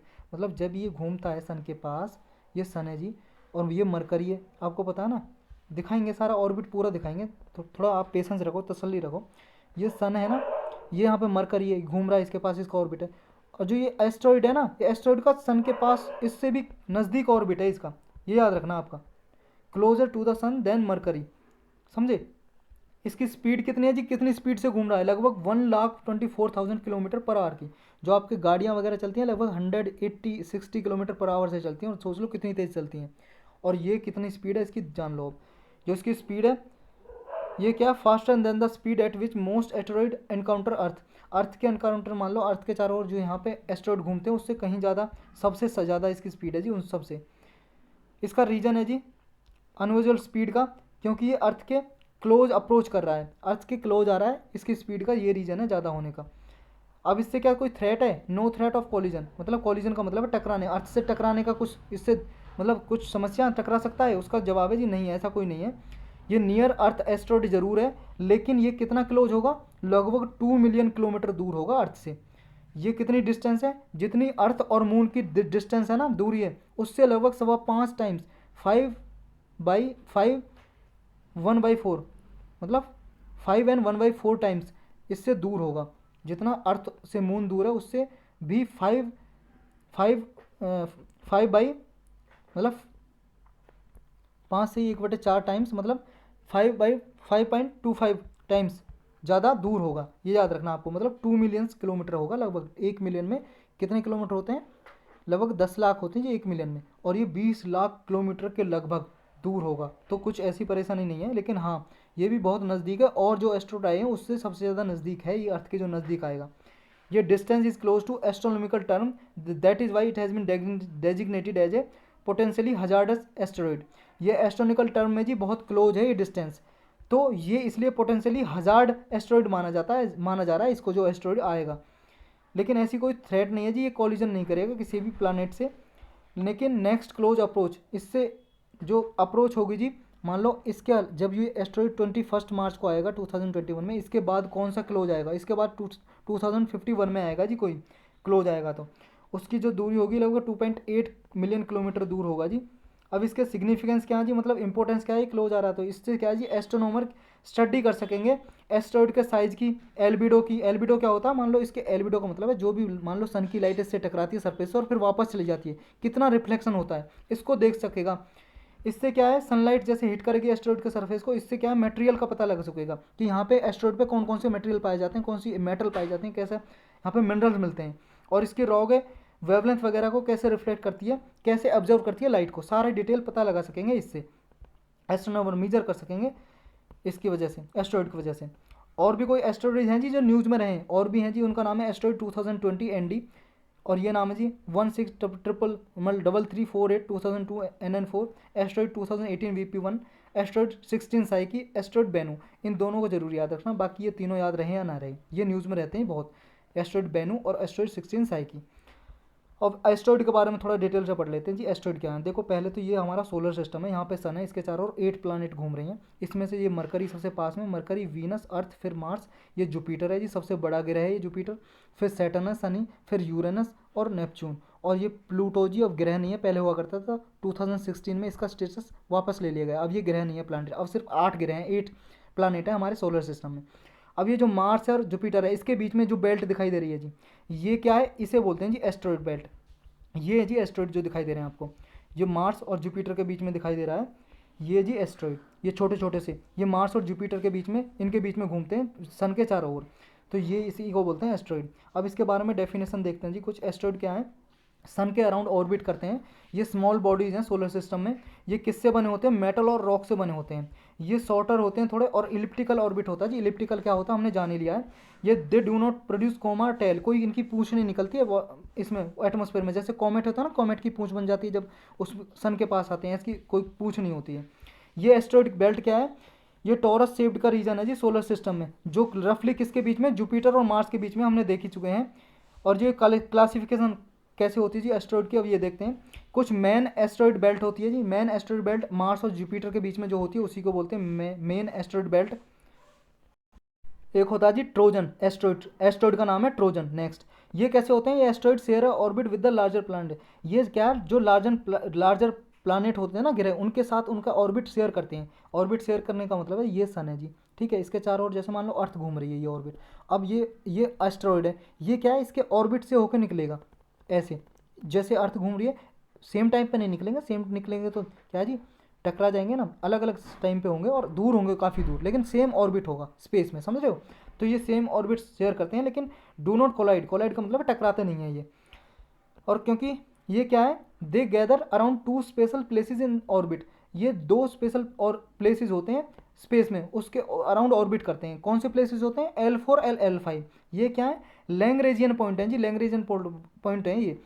There the gravitational pull from the sun and planet are balance. Lagrangian point कौन से होते हैं जी? लैग्रेंजियन या लैग्रेंज पॉइंट उनको बोलते हैं जहाँ पे ग्रेविटेशनल फोर्स सन या प्लानट की बैलेंस होती है। जैसे मान लो जी ये सन है और ये अर्थ है, यहाँ पे क्या होगा कि बीच में कोई ऐसा प्लेस होगा जहाँ पे ग्रेविटेशनल फोर्स है। ग्रेविटेशनल फोर्स बोलते हैं गुरुत्वाकर्षण। जैसे मान लो कोई चीज़ आपने बॉल फेंकी आपने आसमान में, वो नीचे आ जाती है ना, अर्थ खींच लेती है। किसके कारण? ग्रेविटेशनल फोर्स, बल लग रहा है जी उस पर, पृथ्वी किसी भी चीज़ को अपनी ओर खींच लेती है। लेकिन ऐसा पॉइंट आता है यहाँ ऐसे इतना दूर चले गए अर्थ से, यहाँ पे अगर कोई बॉल आ गई, कोई मान लो जहाज आ गया, अब ये अर्थ की तरफ नहीं मूव करेगा, समझ रहे हो? तो इसी पॉइंट को बोलते हैं। ऐसा ही मान लो सन है, यहाँ सन पे कोई चीज़ है अपनी तरफ अट्रैक्ट करता है, इसकी भी कोई ग्रेविटेशनल फोर्स होगी।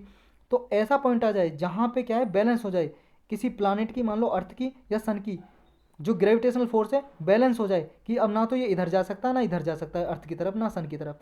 तो इसी पॉइंट को बोलते हैं लैग्रेंज पॉइंट या फिर लैग्रेंजियन पॉइंट, इसको बोलते हैं। ये पोजीशन होती है जहाँ पे gravitational force of two body system like sun और earth produce enhanced region of attraction and repulsion. कि यहाँ पे बैलेंस हो जाता है जी, ना तो अट्रैक्शन होता है ना ही रिपल्सन होता है। अट्रैक्शन का मतलब एक अपनी तरफ आकर्षित करना, रिपल्सन मतलब धकेलना। तो ये क्या है, ये पोजीशन यूज होती है किसके लिए? Reduce fuel consumption. कोई स्पेस क्राफ्ट भेजते हैं ना हम, लैग्रेंजियन पॉइंट यूज करते हैं उसके लिए, ताकि फ्यूल कम लगे, अपने आप घूमता रहे, ऑर्बिट करता रहे। एक होता है जी नियर अर्थ एस्ट्रॉइड। ये ऐसे अर्थ ऑब्जेक्ट होते हैं, एस्ट्रॉइड होते हैं जो अर्थ के पास होते हैं, क्लोज नहीं निकलते हैं, उन्हें बोलते हैं नियर अर्थ एस्ट्रॉइड। लेकिन ये क्रॉसर नहीं होते जी। मान लो जी asteroid that actually cross earth orbit path, जो मान लो अर्थ के ऑर्बिट को क्रॉस करते थे उन्हें बोलते हैं अर्थ क्रॉसर। लेकिन जो नहीं करते वो अर्थ क्रॉसर नहीं होते। जैसे सन के चारों ओर अर्थ घूम रही है, इस ऑर्बिट को क्रॉस कर दे कोई, अर्थ के ऑर्बिट को, ये ऑर्बिट है जी, चक्कर घूम रहा है जो, अर्थ घूम रही है चारों ओर, इसके ऑर्बिट को क्रॉस कर दे, उसे बोलते हैं अर्थ क्रॉसर, ऐसे ऑर्बिट को।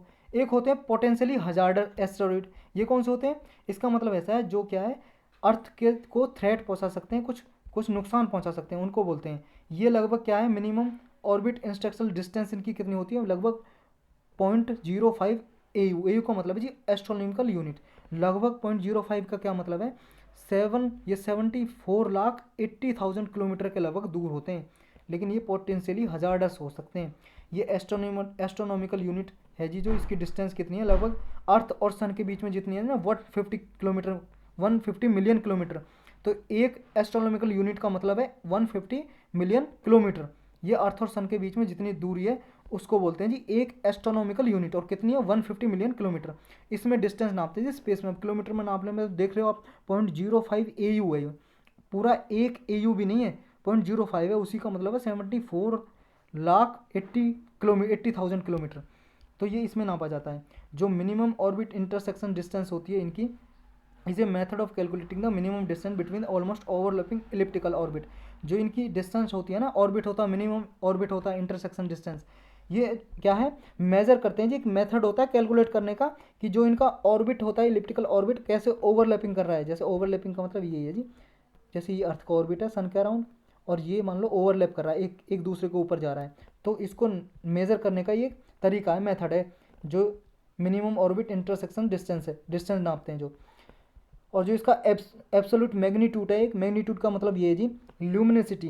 ल्यूमिनोसिटी का मतलब है जो इससे प्रकाश निकलता है, इससे लाइट निकलती है। Total amount of energy radiated by the star every second. एक सेकंड में जितनी एनर्जी रेडिएट होती रही है, निकल रही है इससे, किसी भी स्टार से, उसको बोलते हैं जी एब्सोल्यूट मैग्नीट्यूड।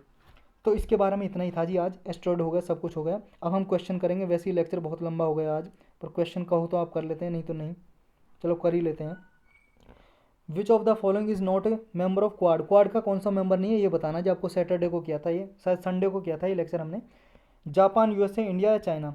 जी हाँ, बिल्कुल करेक्ट जवाब आपका डी है, चाइना नहीं है। ऑस्ट्रेलिया है चौथा, क्वाड का जो है ये तीनों, और चौथा है ऑस्ट्रेलिया। चारों ये हैं जी इसमें। Consider the following statement regarding ever grinning of loans. Loans के एवर ग्रीनिंग के रिगार्डिंग को स्टेटमेंट दी हुई है, आपको करेक्ट स्टेटमेंट बतानी है कौन सी है। फर्स्ट स्टेटमेंट बोल रही है evergreening loans is lending a new loan to a borrower on the verge of default near the repayment date of an existing loan to facilitate its repayment. Evergreening loan ऐसा होता है जी, मान लो किसी borrower को, किसी उधार जो ले रहा है उसको, कोई डिफ़ॉल्ट हो गया, उसको लोन ऑलरेडी है और उसका क्या है रीपेमेंट करने की डेट आ रही है, तो उसी पे क्या है आप एग्जिस्टिंग लोन पे ही फिर लोन दे दो उसे, ताकि वो रीपेमेंट कर सके। समझ रहे हो? जैसे ए पर्सन ने बैंक से लोन लिया, इसकी रीपेमेंट की डेट 21 मार्च है, अब 21 मार्च को ही आप दूसरा लोन दे दो इसको, ये तो रीपेमेंट की डेट है, दूसरा दे दो इसे, फिर मतलब एवरग्रीनिंग कर दिया लोन आपने। तो ये क्या मतलब होता है क्या इसका? Banks are required to disclose them like they disclose the restructuring of loans. जैसे लोन को रीस्ट्रक्चर करते हैं ना, ऐसे ही जो एवरग्रीनिंग लोन होता है बैंक उसको डिस्क्लोज करता है, बताता है सबको, मतलब डिस्क्लोज करने का मतलब ओपनली रखता है उसको। तो ऐसा करता है क्या बैंक? आपके ऑप्शन है जी 1 2 या दोनों सही है दोनों गलत। देखो जी दूसरा बिल्कुल गलत है, कोई डिस्क्लोज नहीं करता, रीस्ट्रक्चरिंग लोन्स की तरह एवरग्रीनिंग लोन को बैंक नहीं डिस्क्लोज करता, तो ये बिल्कुल गलत है। लेकिन पहला बिल्कुल सही है, हमने एक्सप्लेनेशन देख ली है, ए करेक्ट आंसर है। चलते हैं नेक्स्ट पे जी। कंसिडर द फॉलोइंग स्टेटमेंट, कुछ दी हुई है, करेक्ट स्टेटमेंट बता दिए। पहला बोल रहा है India has consistently improved its global innovation index performance from 2015 to 2020। 2015 से लेकर 2020 तक कंटिन्यूसली जो इंडिया की परफॉर्मेंस है ग्लोबल इनोवेशन इंडेक्स में वो इंक्रीज हुई है। The government sector contribution in India's gross domestic expenditure on R&D is lower than the business sectors contribution. जो इंडिया R&D पे जो खर्च करता है ना, पैसा लगाता है रिसर्च एंड डेवलपमेंट में, जो गवर्नमेंट लगाती है वो गवर्नमेंट सेक्टर का कम है और प्राइवेट सेक्टर ज़्यादा पैसा लगाती है R&D में। ये बात बिल्कुल सही है क्या? आपको बताना 1 करेक्ट 2 करेक्ट दोनों करेक्ट या दोनों इनकरेक्ट। दूसरा बिल्कुल गलत है, क्योंकि गवर्नमेंट सेक्टर प्राइवेट सेक्टर से ज़्यादा R&D पे पैसा लगाता है। और पहला बिल्कुल सही है जी, दूसरा गलत है, इसलिए ए आंसर हो जाएगा इसका। चलते हैं नेक्स्ट पे जी। नेक्स्ट में आपको इनकरेक्ट स्टेटमेंट बतानी है, गलत याद रखना है। फिजिकल डेफिसिट के रिगार्डिंग स्टेटमेंट दी हुई है। Physical deficit is a reflective of the total borrowing requirement of the government. Physical deficit का मतलब है जी गवर्नमेंट का टोटल उधार कितना है, इसका मतलब ये है, बताना ये है क्या, सही है क्या? Higher physical deficit can lead to a higher interest rates in the economy. अगर ज़्यादा फिजिकल डेफिसिट फिजिकल घाटा जो ज़्यादा है गवर्नमेंट का, इसका मतलब है कि वो इंटरेस्ट रेट इकोनॉमी में हायर हो सकता है। ये ऐसा इससे मतलब हायर डेफिसिट होगा तो हायर इंटरेस्ट रेट भी हो सकता है इकोनॉमी में। क्या ऐसा हो सकता है? दोनों गलत हैं, दोनों सही हैं, एक सही, कौन सा जी बताओ? 1 2 दोनों सही दोनों गलत, गलत बताना जी। देखो दोनों के दोनों करेक्ट हैं जी, और हमसे पूछा इनकरेक्ट, तो इनकरेक्ट तो कोई सा भी नहीं है, तो डी आंसर हो जाएगा, नाइदर 1 नाइदर 2 इनकरेक्ट। चलते हैं नेक्स्ट पे। Which of the following are the reason that can be attributed to the frequent landslide and debris avalanches in the Himalayan region. जो हिमालयन रीजन में लैंडस्लाइड आते हैं ना, लैंडस्लाइड का मतलब है कि जैसे मान लो ये पहाड़ है, यहाँ से क्या है थोड़ी पहाड़ खिसक जाए नीचे आ जाए, तो इसे बोलते हैं लैंडस्लाइड। और एवलांची उसे बोलते हैं अगर बर्फ़ पिघल जाए, ऐसे बर्फ़ का टुकड़ा मान लो कट के नीचे गिर जाए, ज़मीन पे आ जाए ग्रेविटी के कारण, तो उसे एवलांची बोलते हैं। तो हिमालय रीजन में जो ये होते हैं फ्रिक्वेंटली लैंडस्लाइड और एवलांची, क्या कारण का रीजन क्या है ये बताना आपको। पहला बोल रहा है हिमालयाज आर टेक्टोनिकली स्टेबल। जो हिमालयाज हैं जी वो टेक्टोनिकली स्टेबल हैं। स्टेबल का मतलब है जी स्टिल है, उन पर कोई एक्टिविटी नहीं होती हिमालयाज पे, इसलिए होते हैं। नेक्स्ट बोला they are mostly made up of sedimentary rocks and unconsolidated deposit. जो ये बने होते हैं ना, जो जहाँ लैंडस्लाइड और एवेलेंची ज़्यादा होते हैं, वो सेडिमेंट्री रॉक से बने होते हैं और अनकंसोलिडेटेड डिपॉजिट होते हैं। अनकंसोलिडेटेड डिपॉजिट का मतलब है जी जैसे मान लो कंकर पत्थर या पत्थर छोटे मोटे पड़े हैं, वो क्या है एक जगह नहीं है, मतलब बंधे हुए नहीं है। The slopes are very steep. यहाँ पे जो स्लोप है ना वो स्टीप है, तिरछा है। जैसे स्लोप का मतलब है जी जैसे ये तो जेंटल स्लोप हो गया, मान लो ये जेंटल स्लोप हो गया, और एक होता है स्टीप स्लोप, मान लो ऐसे हो एक स्लोप, समझ रहे हो, स्टीप हो गया, तिरछा होगा बिल्कुल, तो यहाँ पे स्टीप स्लोप है क्या? आपके ऑप्शन है जी 1 2 करेक्ट, 1 3 2 3 या 1 2 3 all of the correct of all of the above correct है क्या? देखो जी पहला बिल्कुल गलत है, क्यों? क्योंकि टेक्टोनिकली स्टेबल नहीं है, अनस्टेबल है, मतलब एक्टिव है। अनस्टेबल का मतलब है जी यहाँ पे एक्टिविटी होती रहती है, अर्थक्वेक आते रहते हैं, ये तो आप सोच सकते हो, यही निकाल दो आंसर आ जाएगा। एक है जहाँ पे काट दो, आंसर आ गया सी, बाकी तो सही है। कंसिडर द फॉलोइंग स्टेटमेंट कुछ दिए हुए हैं जी नेशनल फूड सिक्योरिटी एक्ट के रिगार्डिंग और CSCP के रिगार्डिंग, आपको बताना जी स्टेटमेंट करेक्ट कौन सी है। फर्स्ट बोल रही है national food security act 2013 provides a legal basis for the PDS system. जो ये एक्ट बनाया गया था PDS, national food security act, ये क्या है जो पब्लिक डिस्ट्रीब्यूशन सिस्टम है PDS, उसके लिए लीगल बेसिस प्रोवाइड करता है क्या कि इसके रिगार्डिंग क्या है जो राशन वगैरह है बांटा जाएगा पुअर पीपल को, BPL फैमिली को। नेक्स्ट बोल रहा है commission on agriculture cost and prices CSCP that recommend minimum support price is a statutory body set up through act by parliament. जो CSCP है ना, आपको पता है सिफारिश करती है MSP कितना होना चाहिए, और फाइनल अप्रूवल कौन देता है? Cabinet committee on economic affair. तो ये क्या रिकमेंड करती है जो CSCP, ये स्टैच्यूटरी बॉडी है क्या, संवैधानिक संस्था, किसी एक्ट से बनाई गई थी, पार्लियामेंट के एक्ट से। नेक्स्ट बोलिए, sugarcane pricing is governed by the sugarcane control order 1966 is issued under the essential commodities act. जो शुगर केन है, गन्ने का जो प्राइस निर्धारित करती है गवर्नमेंट, वो इस ऑर्डर से करती है, शुगर केन कंट्रोल ऑर्डर है 1966 का। ये एसेंशियल कमोडिटी एक्ट है 1955 का, उसके अंतर्गत एक ऑर्डर पास किया था। इसके अंतर्गत शुगर केन का प्राइस कितना होगा गवर्नमेंट डिसाइड करती है। बताना करेक्ट कौन सा है। फर्स्ट करेक्ट है, फर्स्ट ऑप्शन है जी आपका 1 2 करेक्ट है। ये 1 3 2 3 या 1 2 3 all of the above correct है। देखो जी दूसरा बिल्कुल गलत है, क्योंकि ये एक्ट के थ्रू नहीं बनाई थी, स्टैट्यूटरी बॉडी नहीं है, ये एक अटैच्ड ऑफिस है जी। अटैच्ड ऑफिस का मतलब है जी एक जुड़ा हुआ ऑफिस है मिनिस्ट्री ऑफ एग्रीकल्चर के साथ। ये कोई स्टैट्यूटरी बॉडी नहीं है, कोई एक्ट के थ्रू नहीं बनाई थी, CACP। तो दूसरा जहाँ जहाँ पे काट दो, आपका आंसर आ गया जी बी करेक्ट है जी, बिल्कुल एक्सप्लेनेशन हम देख चुके हैं। नेक्स्ट है जी, parliament can make laws on the subject enumerated in the state list to give effect to international agreement, treaties and convention with। आपको बताना जी पार्लियामेंट क्या है जी, लॉ बना सकता है, कानून, किसी भी सब्जेक्ट है जो स्टेट लिस्ट में है उसके सब्जेक्ट पे। कब बना सकता है कि कोई इंटरनेशनल एग्रीमेंट है उस पर बना सकता है, कोई ट्रीटी की है इंटरनेशनल, किसी विदेश से, फॉरेन देश से, फॉरेन कंट्री से कोई ट्रीटी की है, तो किसी स्टेट सब्जेक्ट पे लॉ बना सकता है। किस कंडीशन में, उसके लिए क्या करना पड़ेगा, consent of the state. Consent, मान लो किसी स्टेट से रिगार्डिंग कोई लॉ पे बनाना है, लॉ बनाना है किसी स्टेट लिस्ट के रिगार्डिंग, उस स्टेट से क्या है कंसेंट लेनी पड़ेगी, सहमति लेनी पड़ेगी। Consent of the majority of the state, जो मेजर मान लो हमारे कंट्री में जितने स्टेट हैं 50% से ज़्यादा स्टेट से कंसेंट लेनी पड़ेगी, सहमति लेनी पड़ेगी, तभी कोई इंटरनेशनल एग्रीमेंट, लॉ, कानून ऐसा कोई स्टेट लिस्ट पे बना सकता है ट्रीटी को लागू करने के लिए। इंटरनेशनल ट्रीटी या इंटरनेशनल एग्रीमेंट को लागू करने के लिए तभी लॉ बना सकता है स्टेट लिस्ट में। या फिर consent of all the state, सारे स्टेट की कंसेंट लेनी पड़ेगी, तभी किसी इंटरनेशनल एग्रीमेंट को आपको कंट्री में एज ए लॉ बनाना है तो तभी बना सकता है स्टेट लिस्ट में कोई सब्जेक्ट है तो। या फिर without the consent of any state, या किसी स्टेट की कंसेंट नहीं लेनी पड़ेगी। जी हाँ बिल्कुल करेक्ट, किसी स्टेट की कंसेंट नहीं लेनी पड़ती अगर कोई इंटरनेशनल एग्रीमेंट को कंट्री में लागू करना है और वो स्टेट लिस्ट में आता है कोई सब्जेक्ट, जैसे मान लो पुलिस स्टेट लिस्ट में आती है, इस पे जो कानून बनाता है स्टेट गवर्नमेंट बनाती है, समझे, सेंट्रल गवर्नमेंट नहीं बना सकती पुलिस पे। लेकिन अगर मान लो इंटरनेशनल ट्रीटी है कोई, उसको लागू करना है, तो फिर क्या है, सेंट्रल गवर्नमेंट क्या है, इंटरनेशनल ट्रीटी की है बहुत सारे देशों ने, इंडिया भी उसका मेंबर है, और हमारे देश में लागू करना चाहता है इंटरनेशनल ट्रीटी को इंडिया, तो फिर पुलिस सब्जेक्ट पे बिना स्टेट की कंसेंट लिए, सहमति लिए हुए सेंट्रल गवर्नमेंट लॉ बना सकती है। तो डी आंसर करेक्ट है जी। चलते हैं नेक्स्ट पे। Consider the following statement regarding emergency provision in Indian constitution.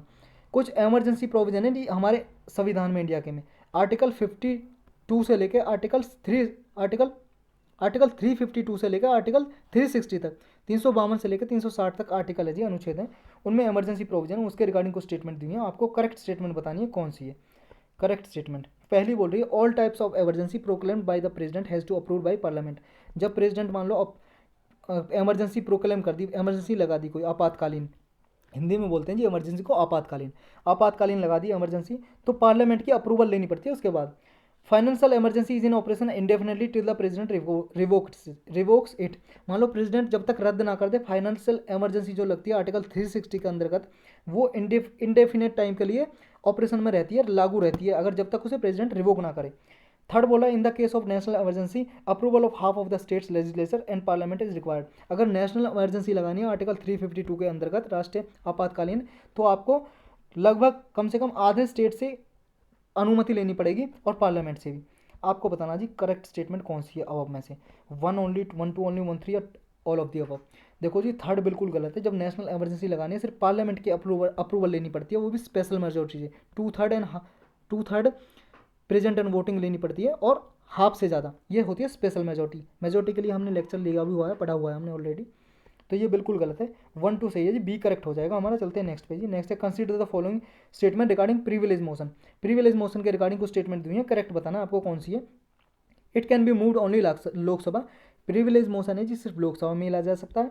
Any notice should be relating to an incident of recent occurrence, कोई भी मान लो कोई भी इंसिडेंट हुआ है, अभी रिसेंट अकर हुआ है, उसके रिगार्डिंग नोटिस दिया जा सकता है प्रिविलेज मोशन में। Speaker is the first level of scrutiny of privilege motion. जब प्रिविलेज मोशन लेके आया जाएगा तो फर्स्ट लेवल की जो स्क्रूटनी करेगा वो स्पीकर करेगा। तो आपको बताना जी करेक्ट कौन सा है, 1 2 1 3 2 3 या 1 2 3। देखो जी फर्स्ट बिल्कुल गलत है, क्योंकि प्रिविलेज मोशन क्या होता है, हमारे कॉन्स्टिट्यूशन के अधिकार, मतलब हमारे कॉन्स्टिट्यूशन के अनुसार अकॉर्डिंग कुछ अधिकार दिए हुए हैं, राइट दिए हुए हैं किसको, एमपीज़ को, मेंबर ऑफ पार्लियामेंट को, चाहे लोकसभा के हों चाहे राज्यसभा के हों, कि उनको कुछ को प्रिविलेज दिए हुए हैं, स्पेशल अधिकार। प्रिविलेज का मतलब क्या है, ये प्रिविलेज है जो स्पेशल अधिकार, स्पेशल राइट के, जैसे कलेक्टिव राइट हो गए जी कुछ, तो अगर उनका उल्लंघन होता है, वॉयलेशन होता है, तो क्या है जी, कोई भी मेंबर प्रिविलेज मोशन ला सकता है लोकसभा में भी और राज्यसभा में भी, कि उनके ब्रीच के रिगार्डिंग नोटिस ला सकता है जी, कोई पेपर पे लिखा होगा ये प्रिविलेज मोशन है तो उसे मूव किया जाता है तो ला सकता है। तो उसका फिर अगर राज्यसभा में ला रहा है तो राज्यसभा का चेयरमैन, अगर लोकसभा में आ रहा तो लोकसभा का स्पीकर, अध्यक्ष, इसी की स्क्रूटनी करता है। स्क्रूटनी का मतलब जांच करता है जी प्रिविलेज मोशन का किस लिए लाया जा रहा है, फर्स्ट लेवल की स्क्रूटनी ये करते हैं स्पीकर या चेयरमैन। अगर लोकसभा में तो स्पीकर करेगा जी जांच, और राज्यसभा में आएगा तो चेयरमैन, क्योंकि चेयरमैन होता है उसका। तो ये तीसरी और दूसरी बिल्कुल सही है जी, लेकिन फर्स्ट बिल्कुल गलत है, लोकसभा में भी लाया जा सकता है। तो जहाँ जहाँ पे फर्स्ट है काट दो, आंसर आ जाएगा जी सी आपका। चलते हैं नेक्स्ट पे जी। Consider the following statement regarding demands of grants. Demands for grant के रिगार्डिंग आपको देना है स्टेटमेंट, करेक्ट बतानी है जी कौन सी है। Demands for grants are presented to the Lok Sabha along with annual financial statement. जो बजट पास किया जाता है ना जी, एनुअल फाइनेंशियल स्टेटमेंट लिखा हुआ है, बजट कहीं भी मेंशन नहीं है पूरे कॉन्स्टिट्यूशन में वर्ड, वहाँ पे क्या लिखा हो बजट की जगह एनुअल फाइनेंशियल स्टेटमेंट, इसी को बजट माना जाता है। आर्टिकल 112 में 112 में लिखा हुआ है। तो इस जब ये एनुअल फाइनेंशियल स्टेटमेंट लाई जाती है लोकसभा में, उसके साथ साथ डिमांड्स फॉर ग्रांट्स भी प्रेजेंट की जाती है क्या, रखी जाती है क्या। Regarding union territories without legislature A separate demand is presented for each of the such union territory. मतलब जितनी भी यूनियन टेरिटरी होती हैं, लेजिस्लेचर जिनमें नहीं होता, जैसे दिल्ली और पुदुचेरी, इन्हीं के पास ही क्या जी विधानसभा है, और किसी के पास नहीं है, क्योंकि किसी का सीएम नहीं होता किसी भी यूनियन टेरिटरी का, जितनी भी हैं बाकी की। तो इनके अलावा अगर यूनियन टेरिटरी के बारे में लाई जा रही है तो उनके लिए सेपरेट डिमांड्स रखी जाती है, प्रेजेंट की जाती है डिमांड्स फॉर ग्रांट्स में। तो ये सही है क्या। Voting of demands for grant has to done by Lok Sabha and Rajya Sabha separately. जो डिमांड्स फॉर ग्रांट्स जैसे कागज होता है जी, इस पर लिखा होता है डिमांड्स फॉर ग्रांट्स की पैसा कितना चाहिए, ये मांगते हैं इसमें कि पैसा कितना चाहिए ऑपरेशन चलाने के लिए, गवर्नमेंट के जितने भी काम धंधे हैं साल के। तो जब ये लाया जाता है, ये सिर्फ ये क्या लोकसभा और राज्यसभा में सेपरेटली पास कराना होता है क्या, वोटिंग होती है क्या सेपरेटली। आपको बताना जी कौन सा करेक्ट है इसमें से, 1 2 2 3 1 3 या 1 2 3 ऑल। देखो जी तीसरा बिल्कुल गलत है, सिर्फ लोकसभा में डिमांड्स फॉर ग्रांट्स पे वोटिंग होती है, राज्यसभा में नहीं होती जी इस पे वोटिंग, तो ये गलत है। जहाँ जहाँ पे 3 है काट दो, आंसर आ गया जी ए आपका। तो ए बिल्कुल करेक्ट आंसर है जी। और ए करेक्ट आंसर के साथ 10 क्वेश्चन पूरे हुए और हमारा लेक्चर भी समाप्त हुआ। अच्छा लगे तो आप शेयर लाइक कमेंट जो भी करना कर सकते हो, नहीं तो आपकी मर्जी जी। फिर मिलेंगे कल।